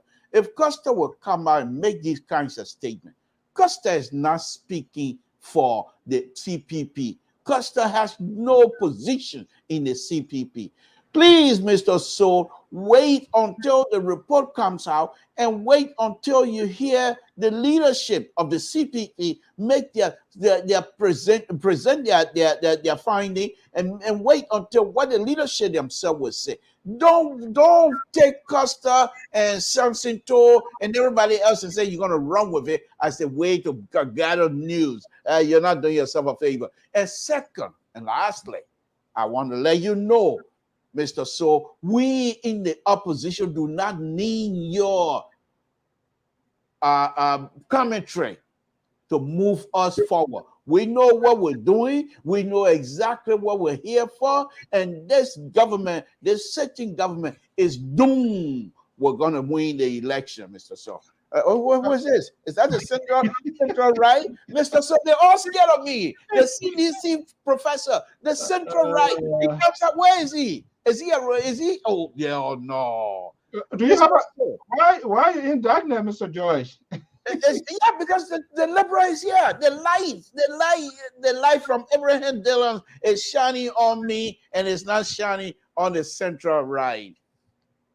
Okay, let me go. While he's facing there, let me go to the 612 number been holding on for a while. 612, are you there? 0274. I'm there, Mr. So thank you again for taking my call. I wanted to make a quick point just as the conversation was going on. I was thinking about this.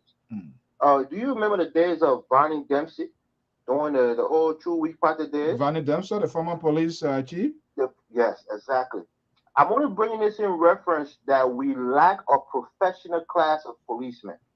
You know, even though our people wanted to take out the 2 week party and bring in a new system, but I don't think they had an adequate replacement. We didn't have people of great professional minds in terms of investigators who could really get things done when it comes to investigations. Right now, who do we have there that is our top cop, for example, Patrick Studio, or he's only a figurehead? Who's there that has the brain power and the intelligence, you know, gathering apparatus that could really solve crimes? Like one of the callers said, and the first thing I brought up when I first called the show earlier about the solving of crimes. any kind of major and big case in our country never comes to a conclusion. Like the person said, a logical conclusion. So we lack the capacity right now in our police apparatus to really do investigation that comes to a logical conclusion. So those days of the Truly Party, although they were suppressive and oppressive to the people, the mass people, but they had a system that was really embedded in our society. Intelligence gathering, people who could get things done, people who train over here in the United States. We need to rebuild our police system that will have people who will be capable of solving high-profile cases. I just want to call and make that point. All right, thank you so much. Let me see. I don't know, Mr. George, you want me to call you by your number because it's like. Are you there, George?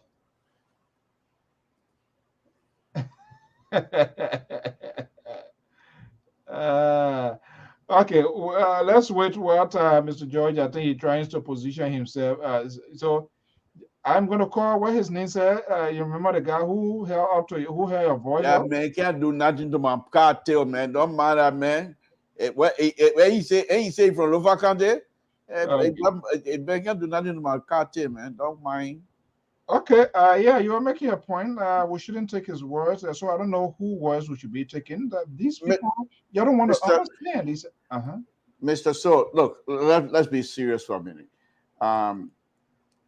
They are setting, and I hate to do this, but I would do that anyway because nothing escaped my mouth. I got so much big mouth I can say just about anything I want to say as long as I do it with respect and honesty. That's what counts. What is happening with Costa is something similar stuff that's happened with Dr. Weir. Costa is in a position. Costa has gotten used to people watching him. So there are certain times Costa gonna have to elevate his conversation.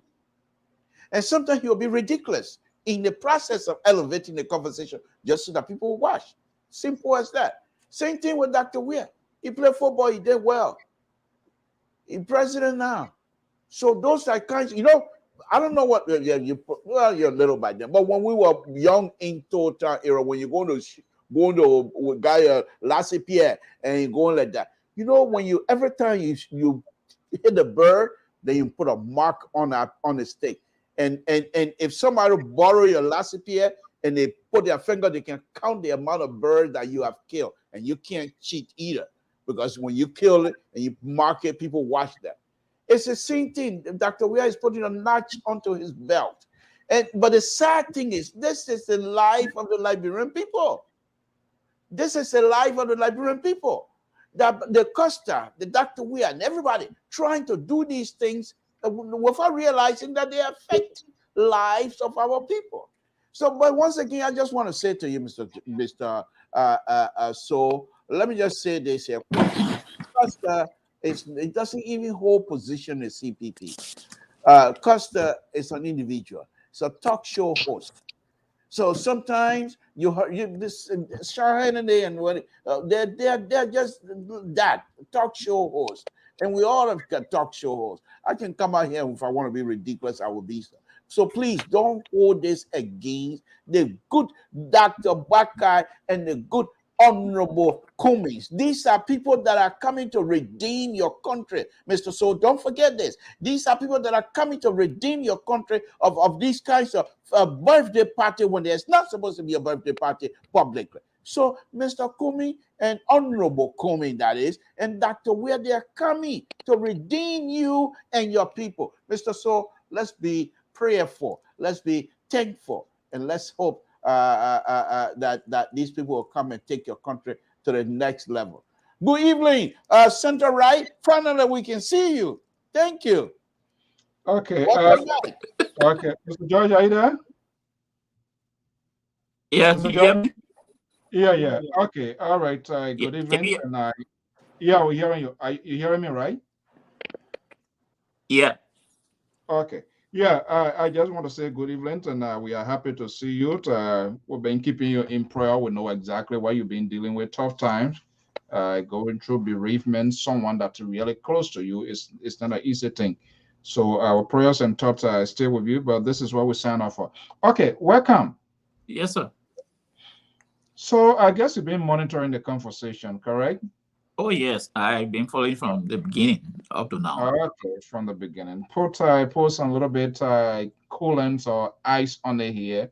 You listen to the Liberal, you listen to Mr. Jackson, you listen to all the callers, the birthday scenario holding up to the documents of the investigations and all of that. I put it into context.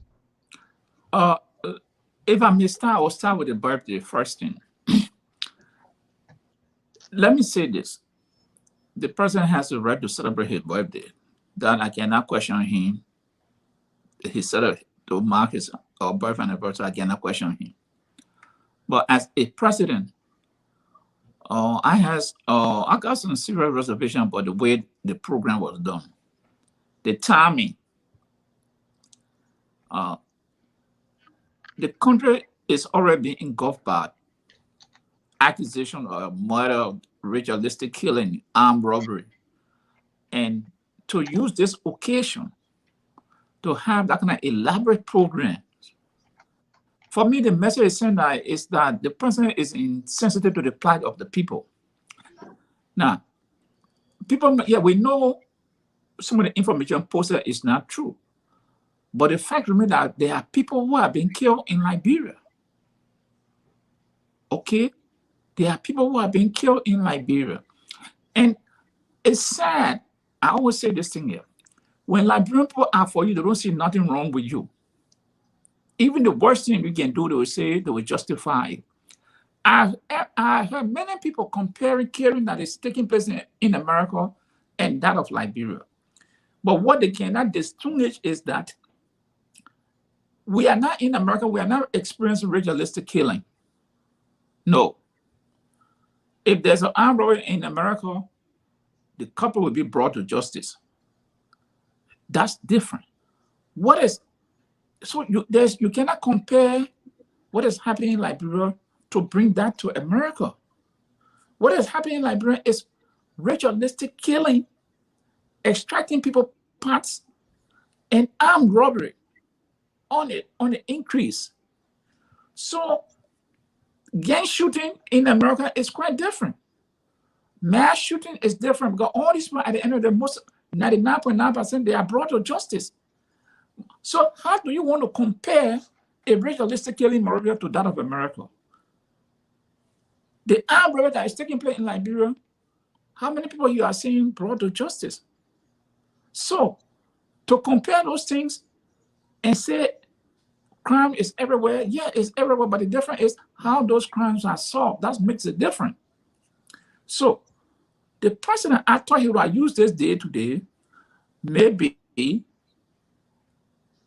to have a late press conference, bring a group of women together because they are the most people who have been victimized in the situation, and say, look, I understand what is going on. My government is trying to wrap her hand around this thing here. Try to reassure the people.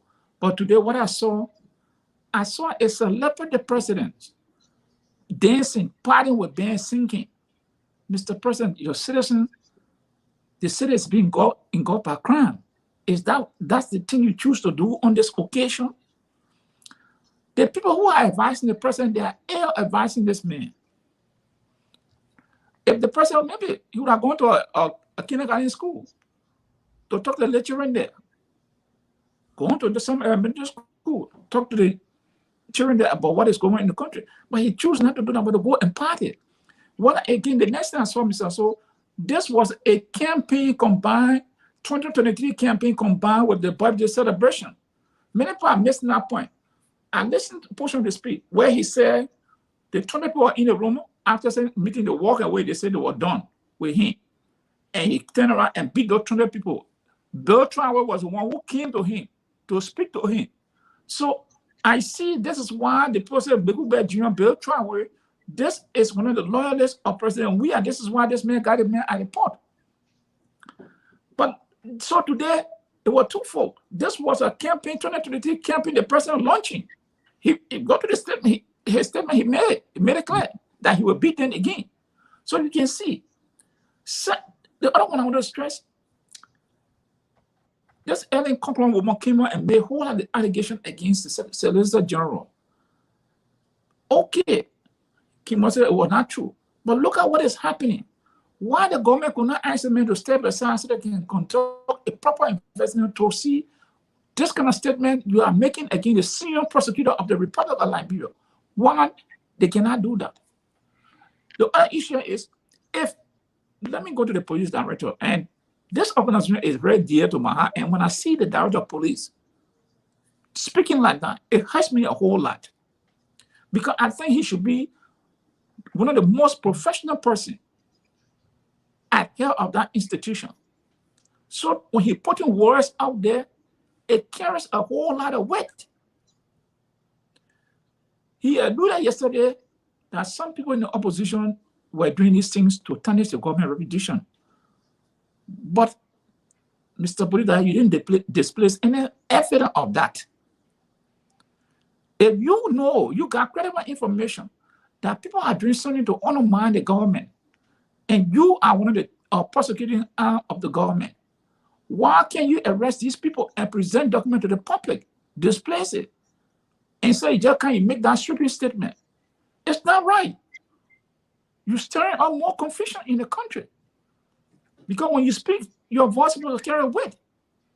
And the police director displayed that yesterday. That was embarrassing for the director to come and just alluding to something that he had not presented no facts to the public. Now, if I would say, okay, otherwise, Mr. Director, I will give you, saying you said the people lie, but look at the press statement the American government issued to her citizens in the country.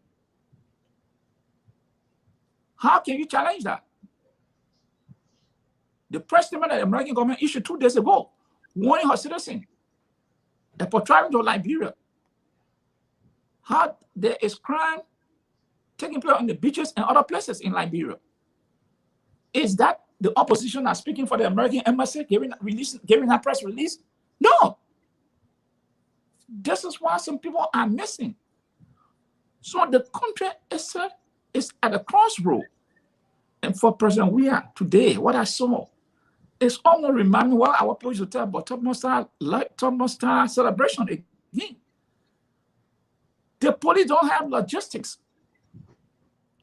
If you got that money, why not put some of that resources in the police force to recruit more men and get logistics to fight the crime that your citizens that you have chosen, they have given responsibility to manage?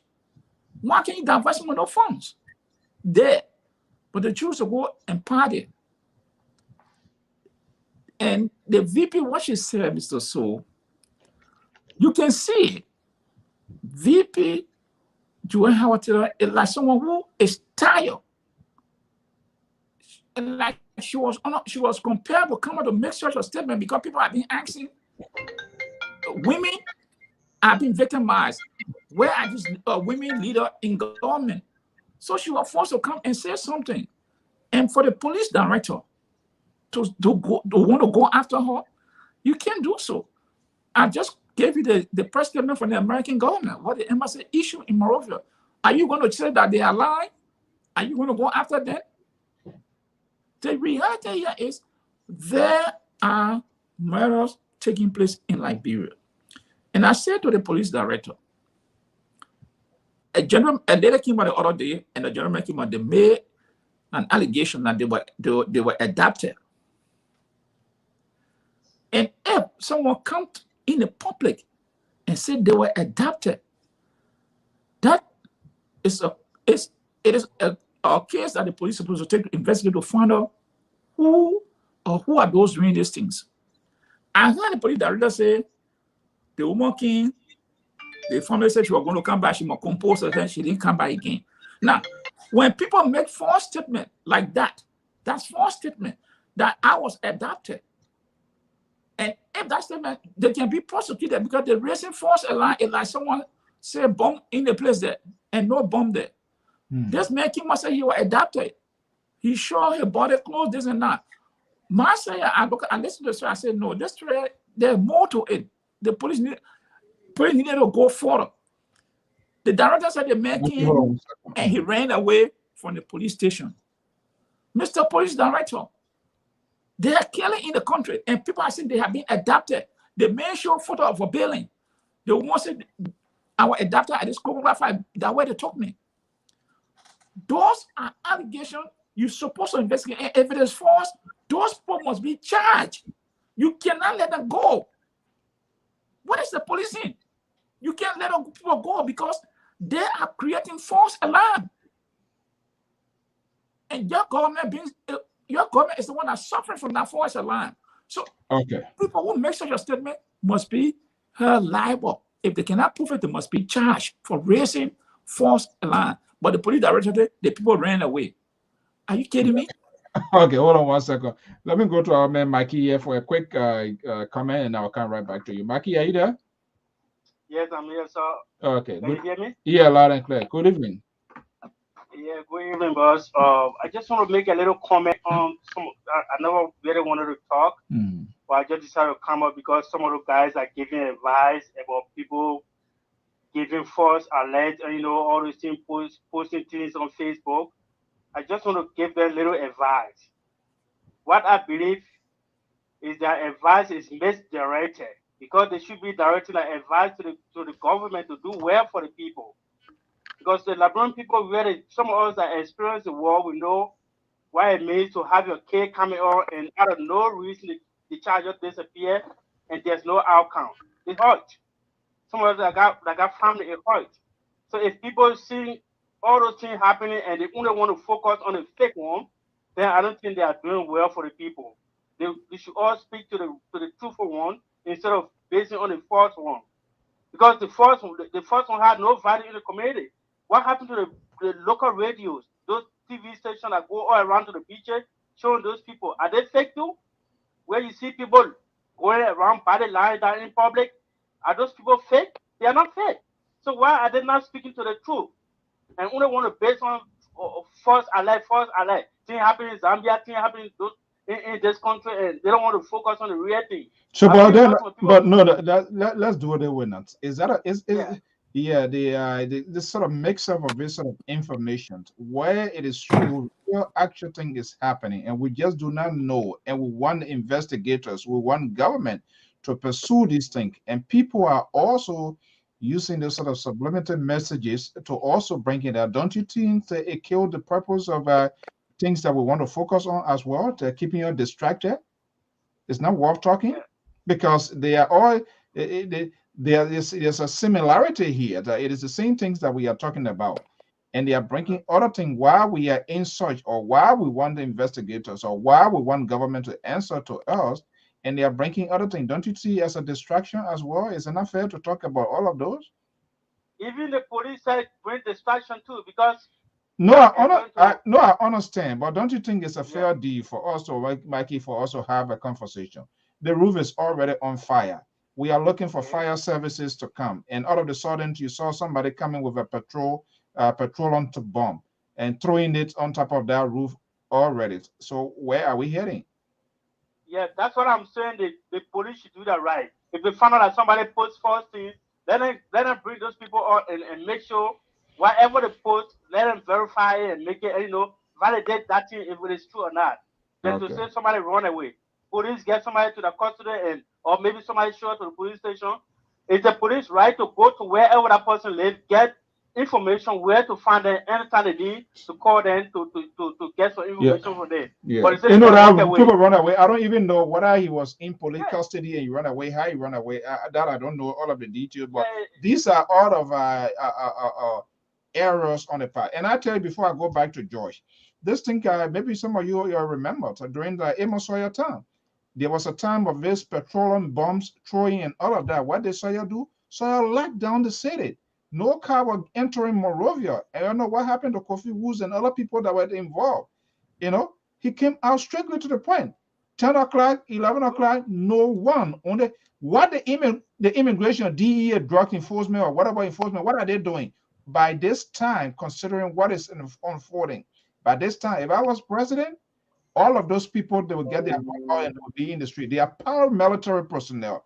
When there's a crisis in the country, those people, they come in. Even when it's required, yes, and I know people are going to talk, but because it's dangerous, we need to know who these people are, who they are. I'm about to play something here quickly. I don't want that time is already out of us yet from Ghana. what is happening that the refugee camp there is about to be demolished. And we have been talking to people who try to reach out there, whatever. Quickly make your last point then before I go, Mikey. Yeah, okay. Thank you for the time. Anyway, I don't want to keep your audience listening to one person. So let everybody. Oh, no, man, you are one of our valuable. You're making sense. So all right, thank you. Okay, so Pa George, quickly here. Okay, go ahead. So this whole thing here now. This guy was smashing you during your absence. This guy. Last night I saw they said there were roadblock in Monrovia. They're searching cars. But how that come about?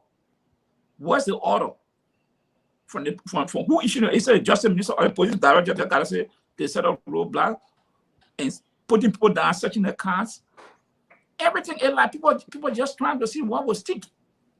Then I heard a private security firm writing the government that they want to assist in providing help to the police.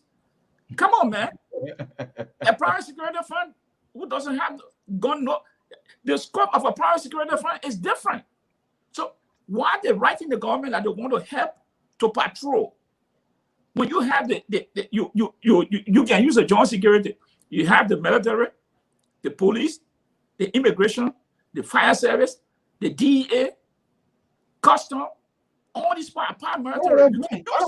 All of this time should be keeping patrol. They all should be patrolling. Yes.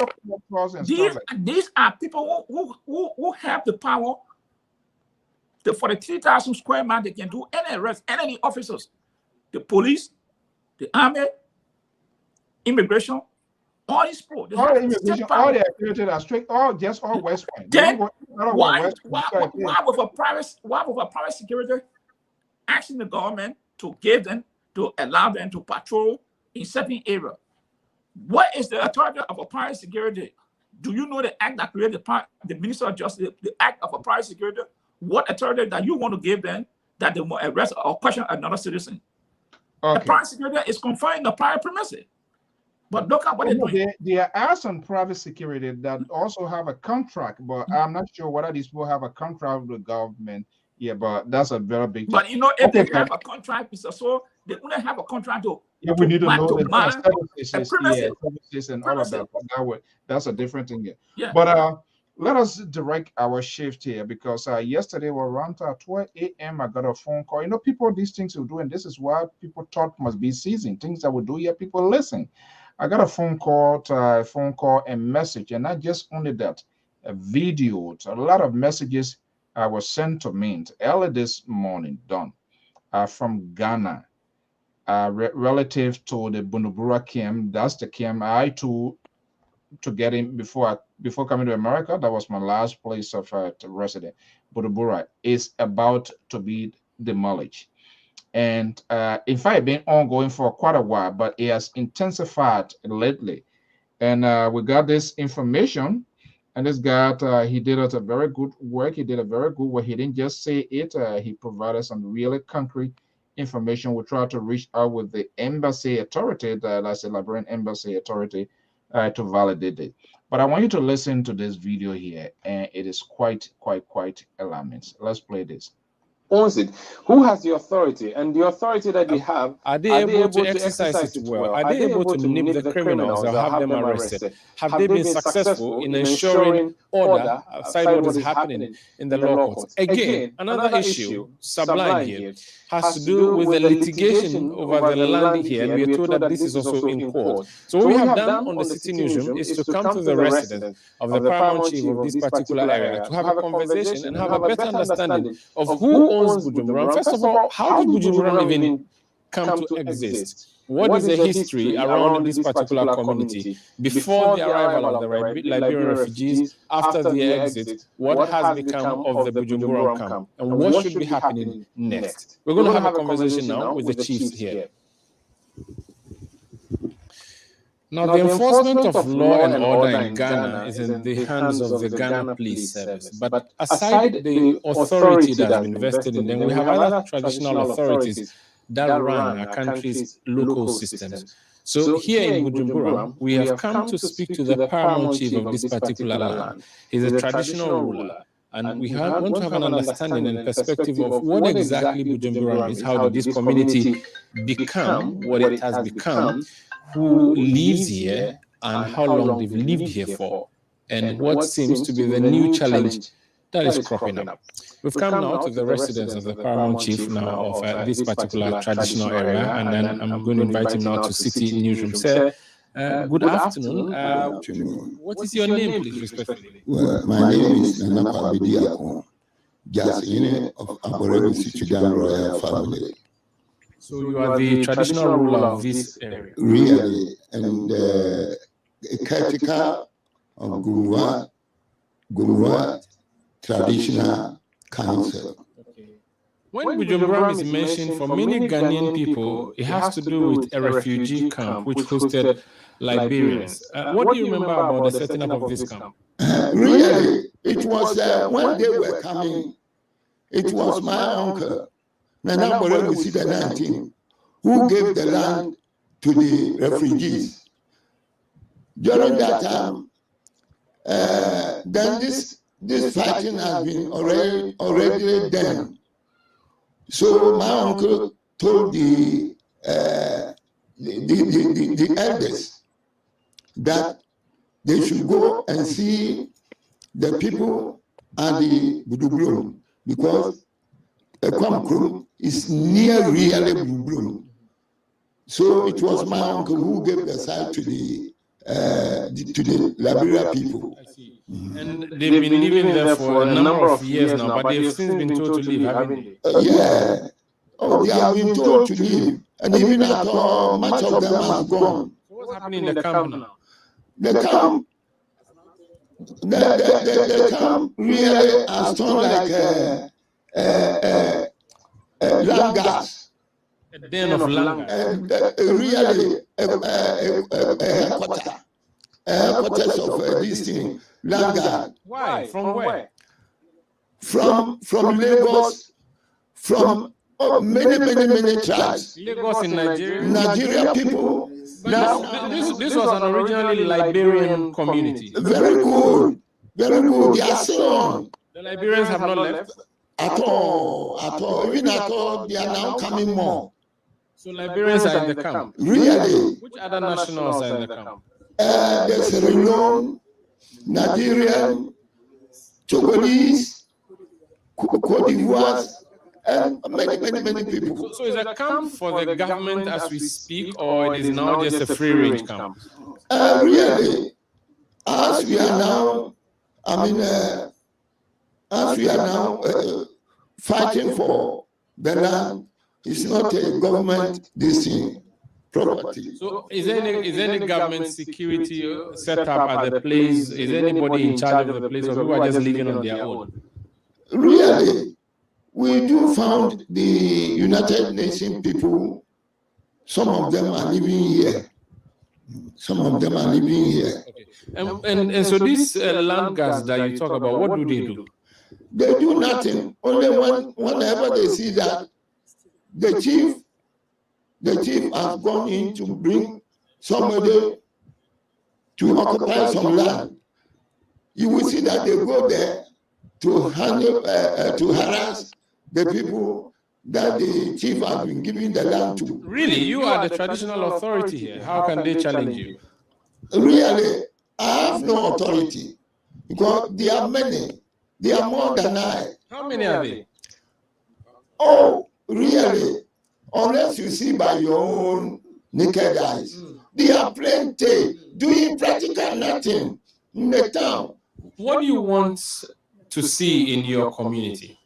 My opinion, that I would have left government to break all the houses that I intended give to them. But how we are attending police, court cases at Cape Coast, this has brought me power for me just to break all the houses just like that, because the native of the town has been challenged. So we have been taken to court that this particular land belongs to one woman, a girlfriend of a Kwam. So the case is still pending at Cape High Court. I see. Now, so what do you think should happen at the camp itself? The camp should also be closed down. People should be removed. Their houses destroyed. Really, I would have liked that. I would have loved that too. That it will be actually closed down. You sound very helpless. At all.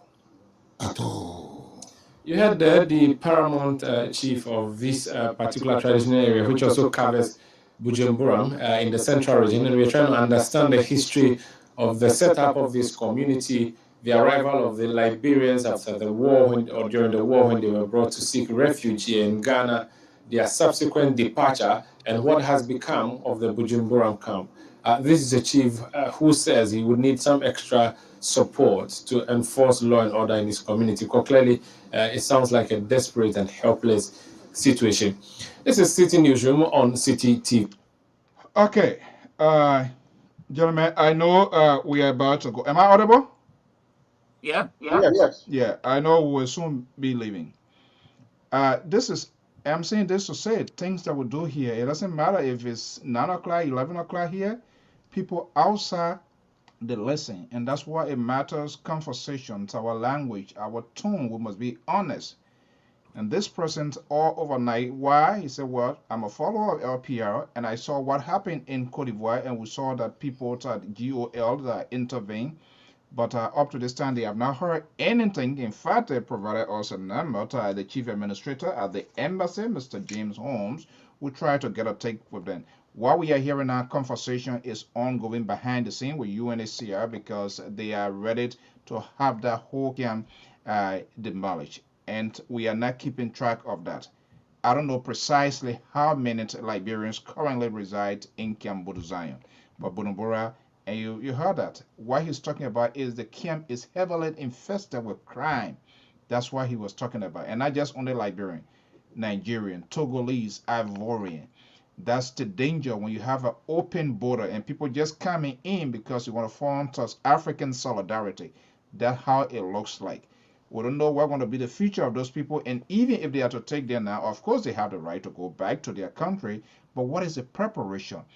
This speaks to the point of us making government functionary institutions that are responsible for government and not just individual. Where is the National Repatriation Commission? They should be in charge.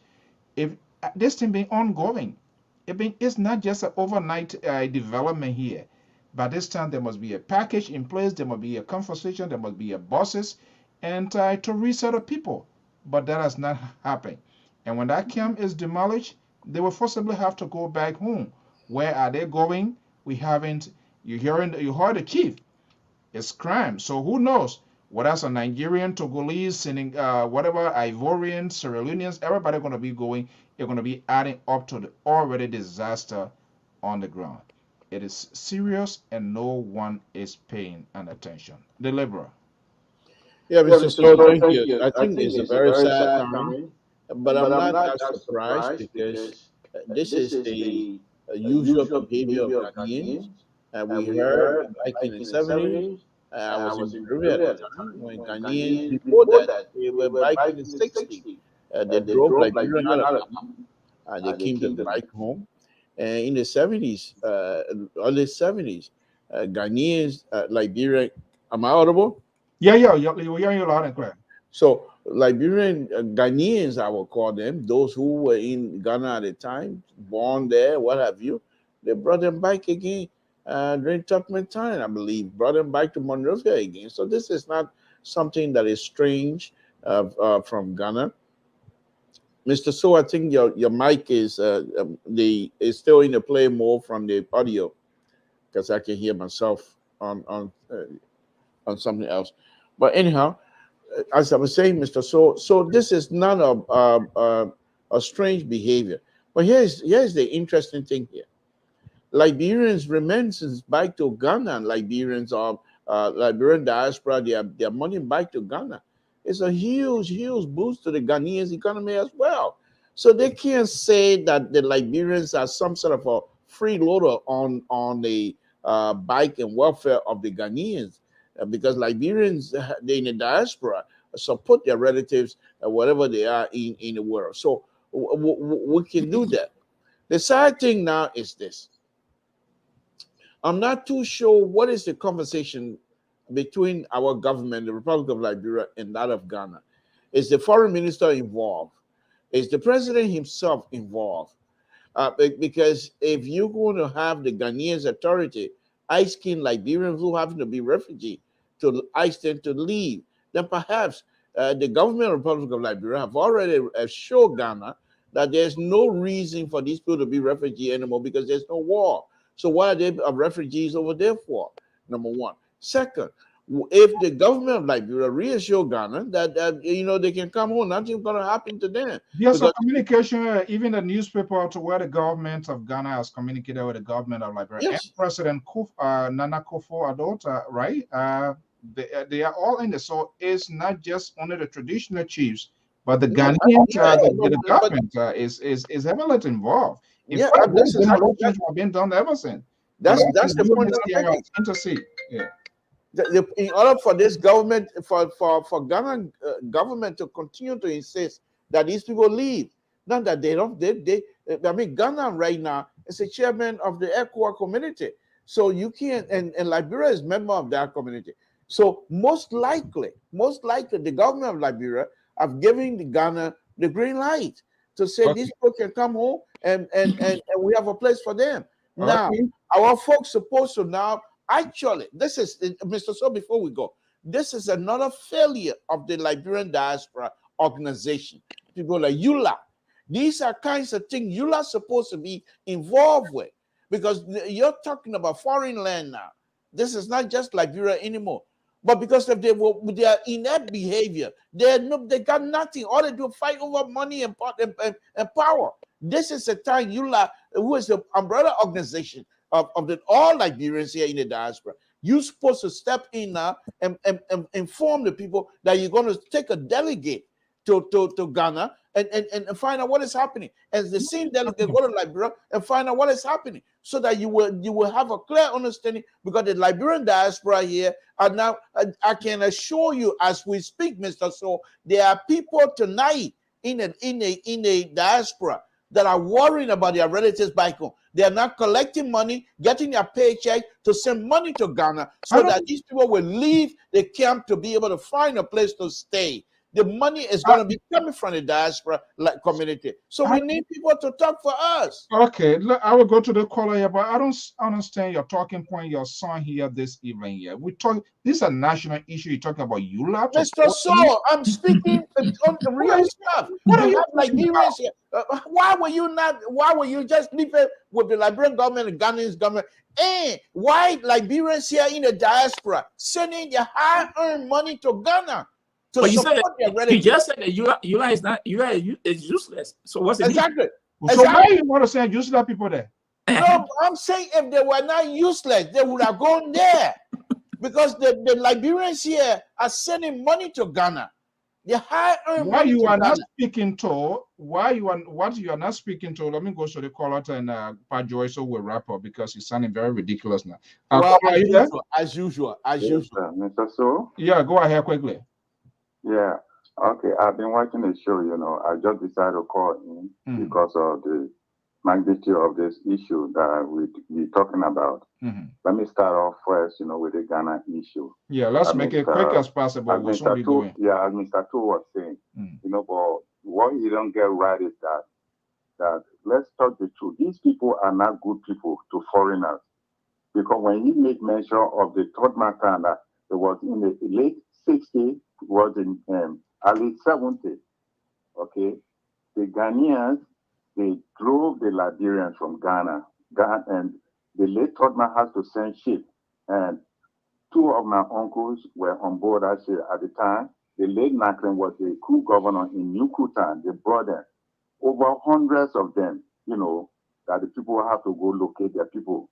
The Ghanaians, they always do that. Even in the modern day, if you ask Liberians who born in Ghana, They don't even allow the people to buy land in Ghana. No. But you know what? We Liberians, we don't learn Latin. And go Liberia. Look at the amount of Ghanaians, Nigerian position, and Guineans, Nigerians. You can't go to Nigeria and then open a business as a foreigner, even though they talk about ECOWAS.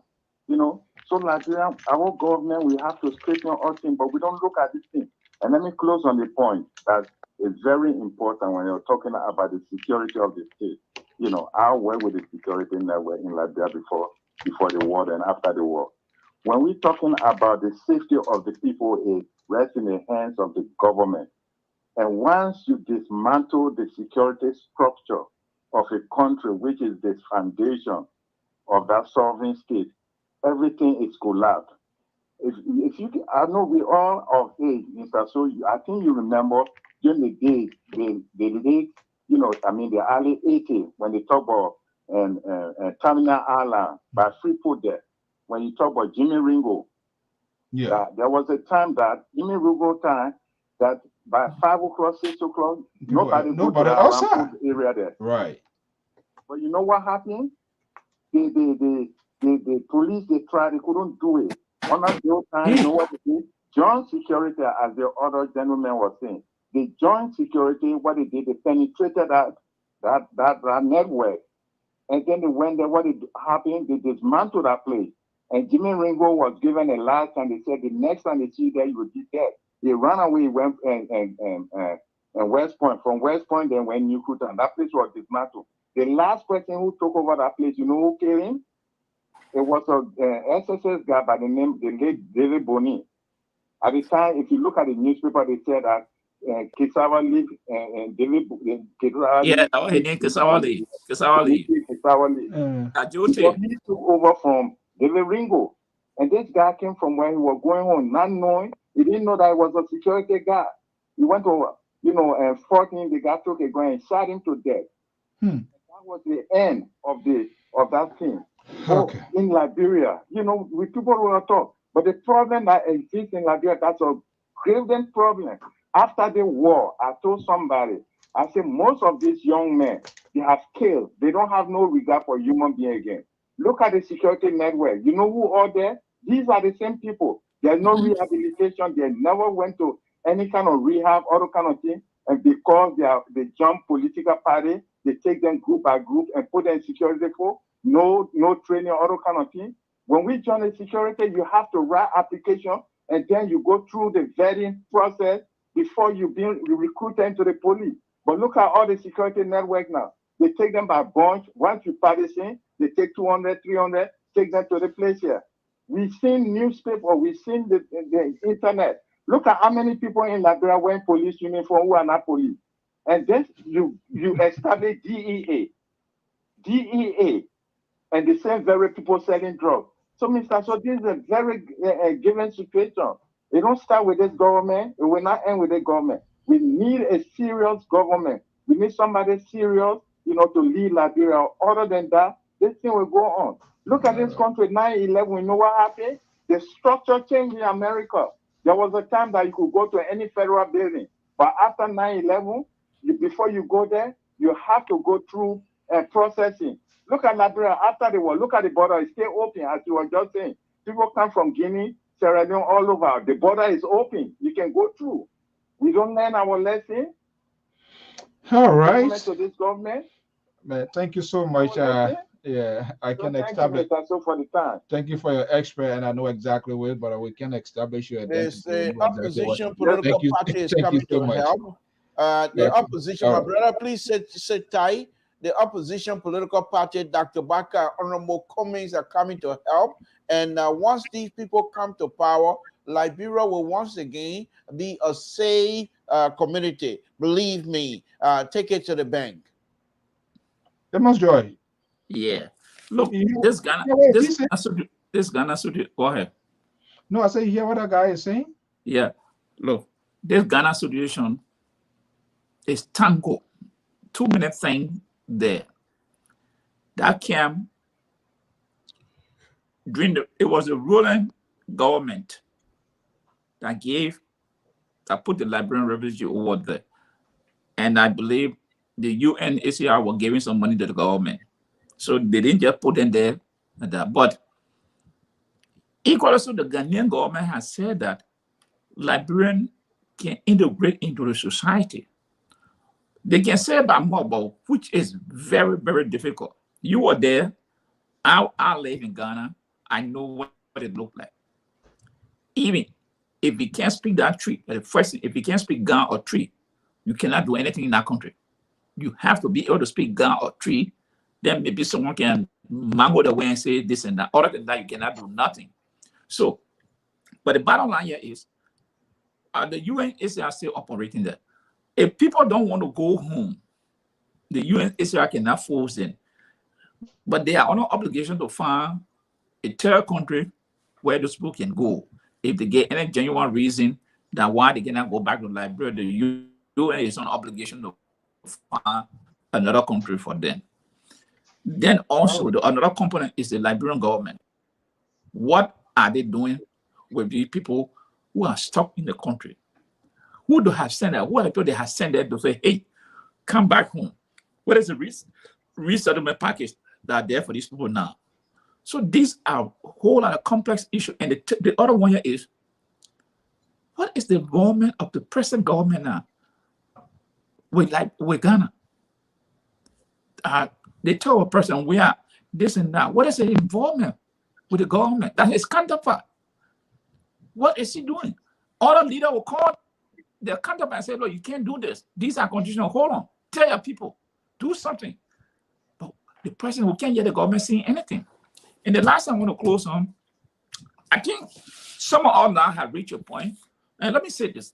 There are some good Ghanaians. I met a whole lot of Ghanaians in Ghana. I was in Accra. There are a whole lot of good Ghanaians. But the fact of the matter is, the latest deportees or Liberian was during those time, the early days of Dole. That was the last time Ghanaian deported Liberian back home. West Point were the one that were landing. The king was there. That was the early days of Dole. But let me say this. I think Liberia now we have to wake up, Mr. Soul. Your representative, Churchill Grant, was here defending Burkina Bees. Yeah, he was on this program, say that the movement of people in West Africa is ECOWAS.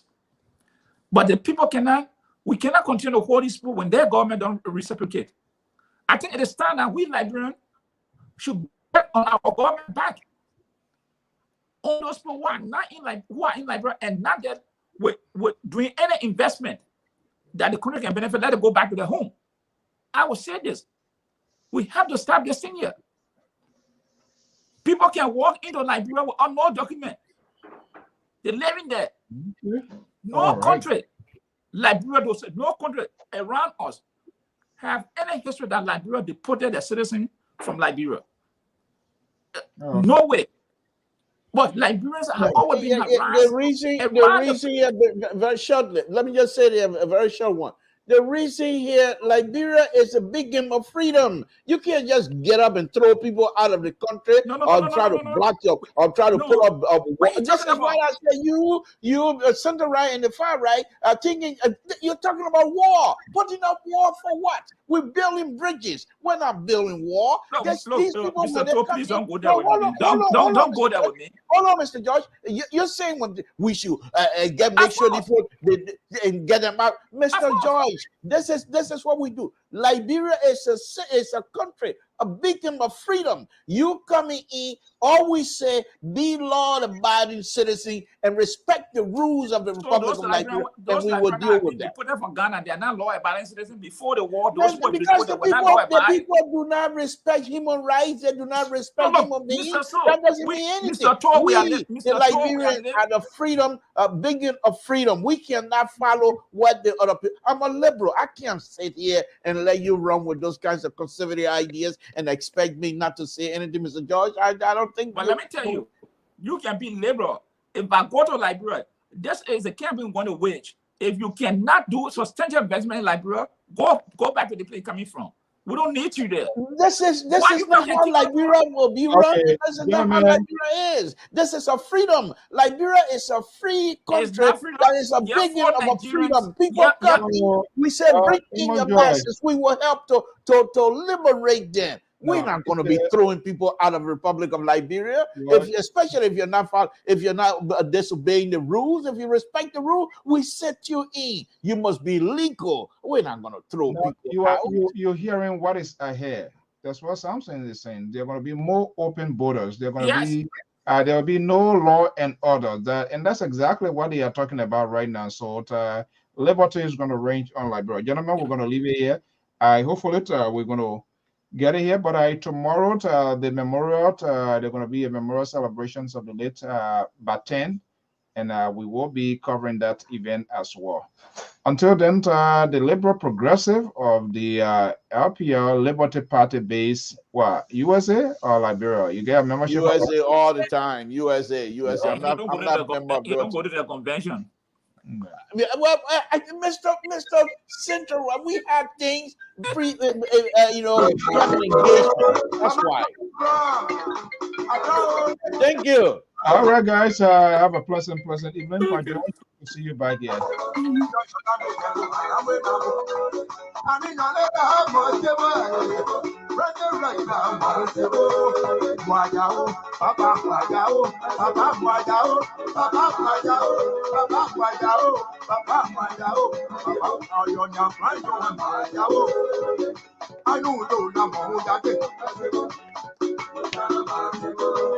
Mama Doris Brown. Doa tu segraio. Pablo bana no estado de Bomaio. Doa tu ziwa.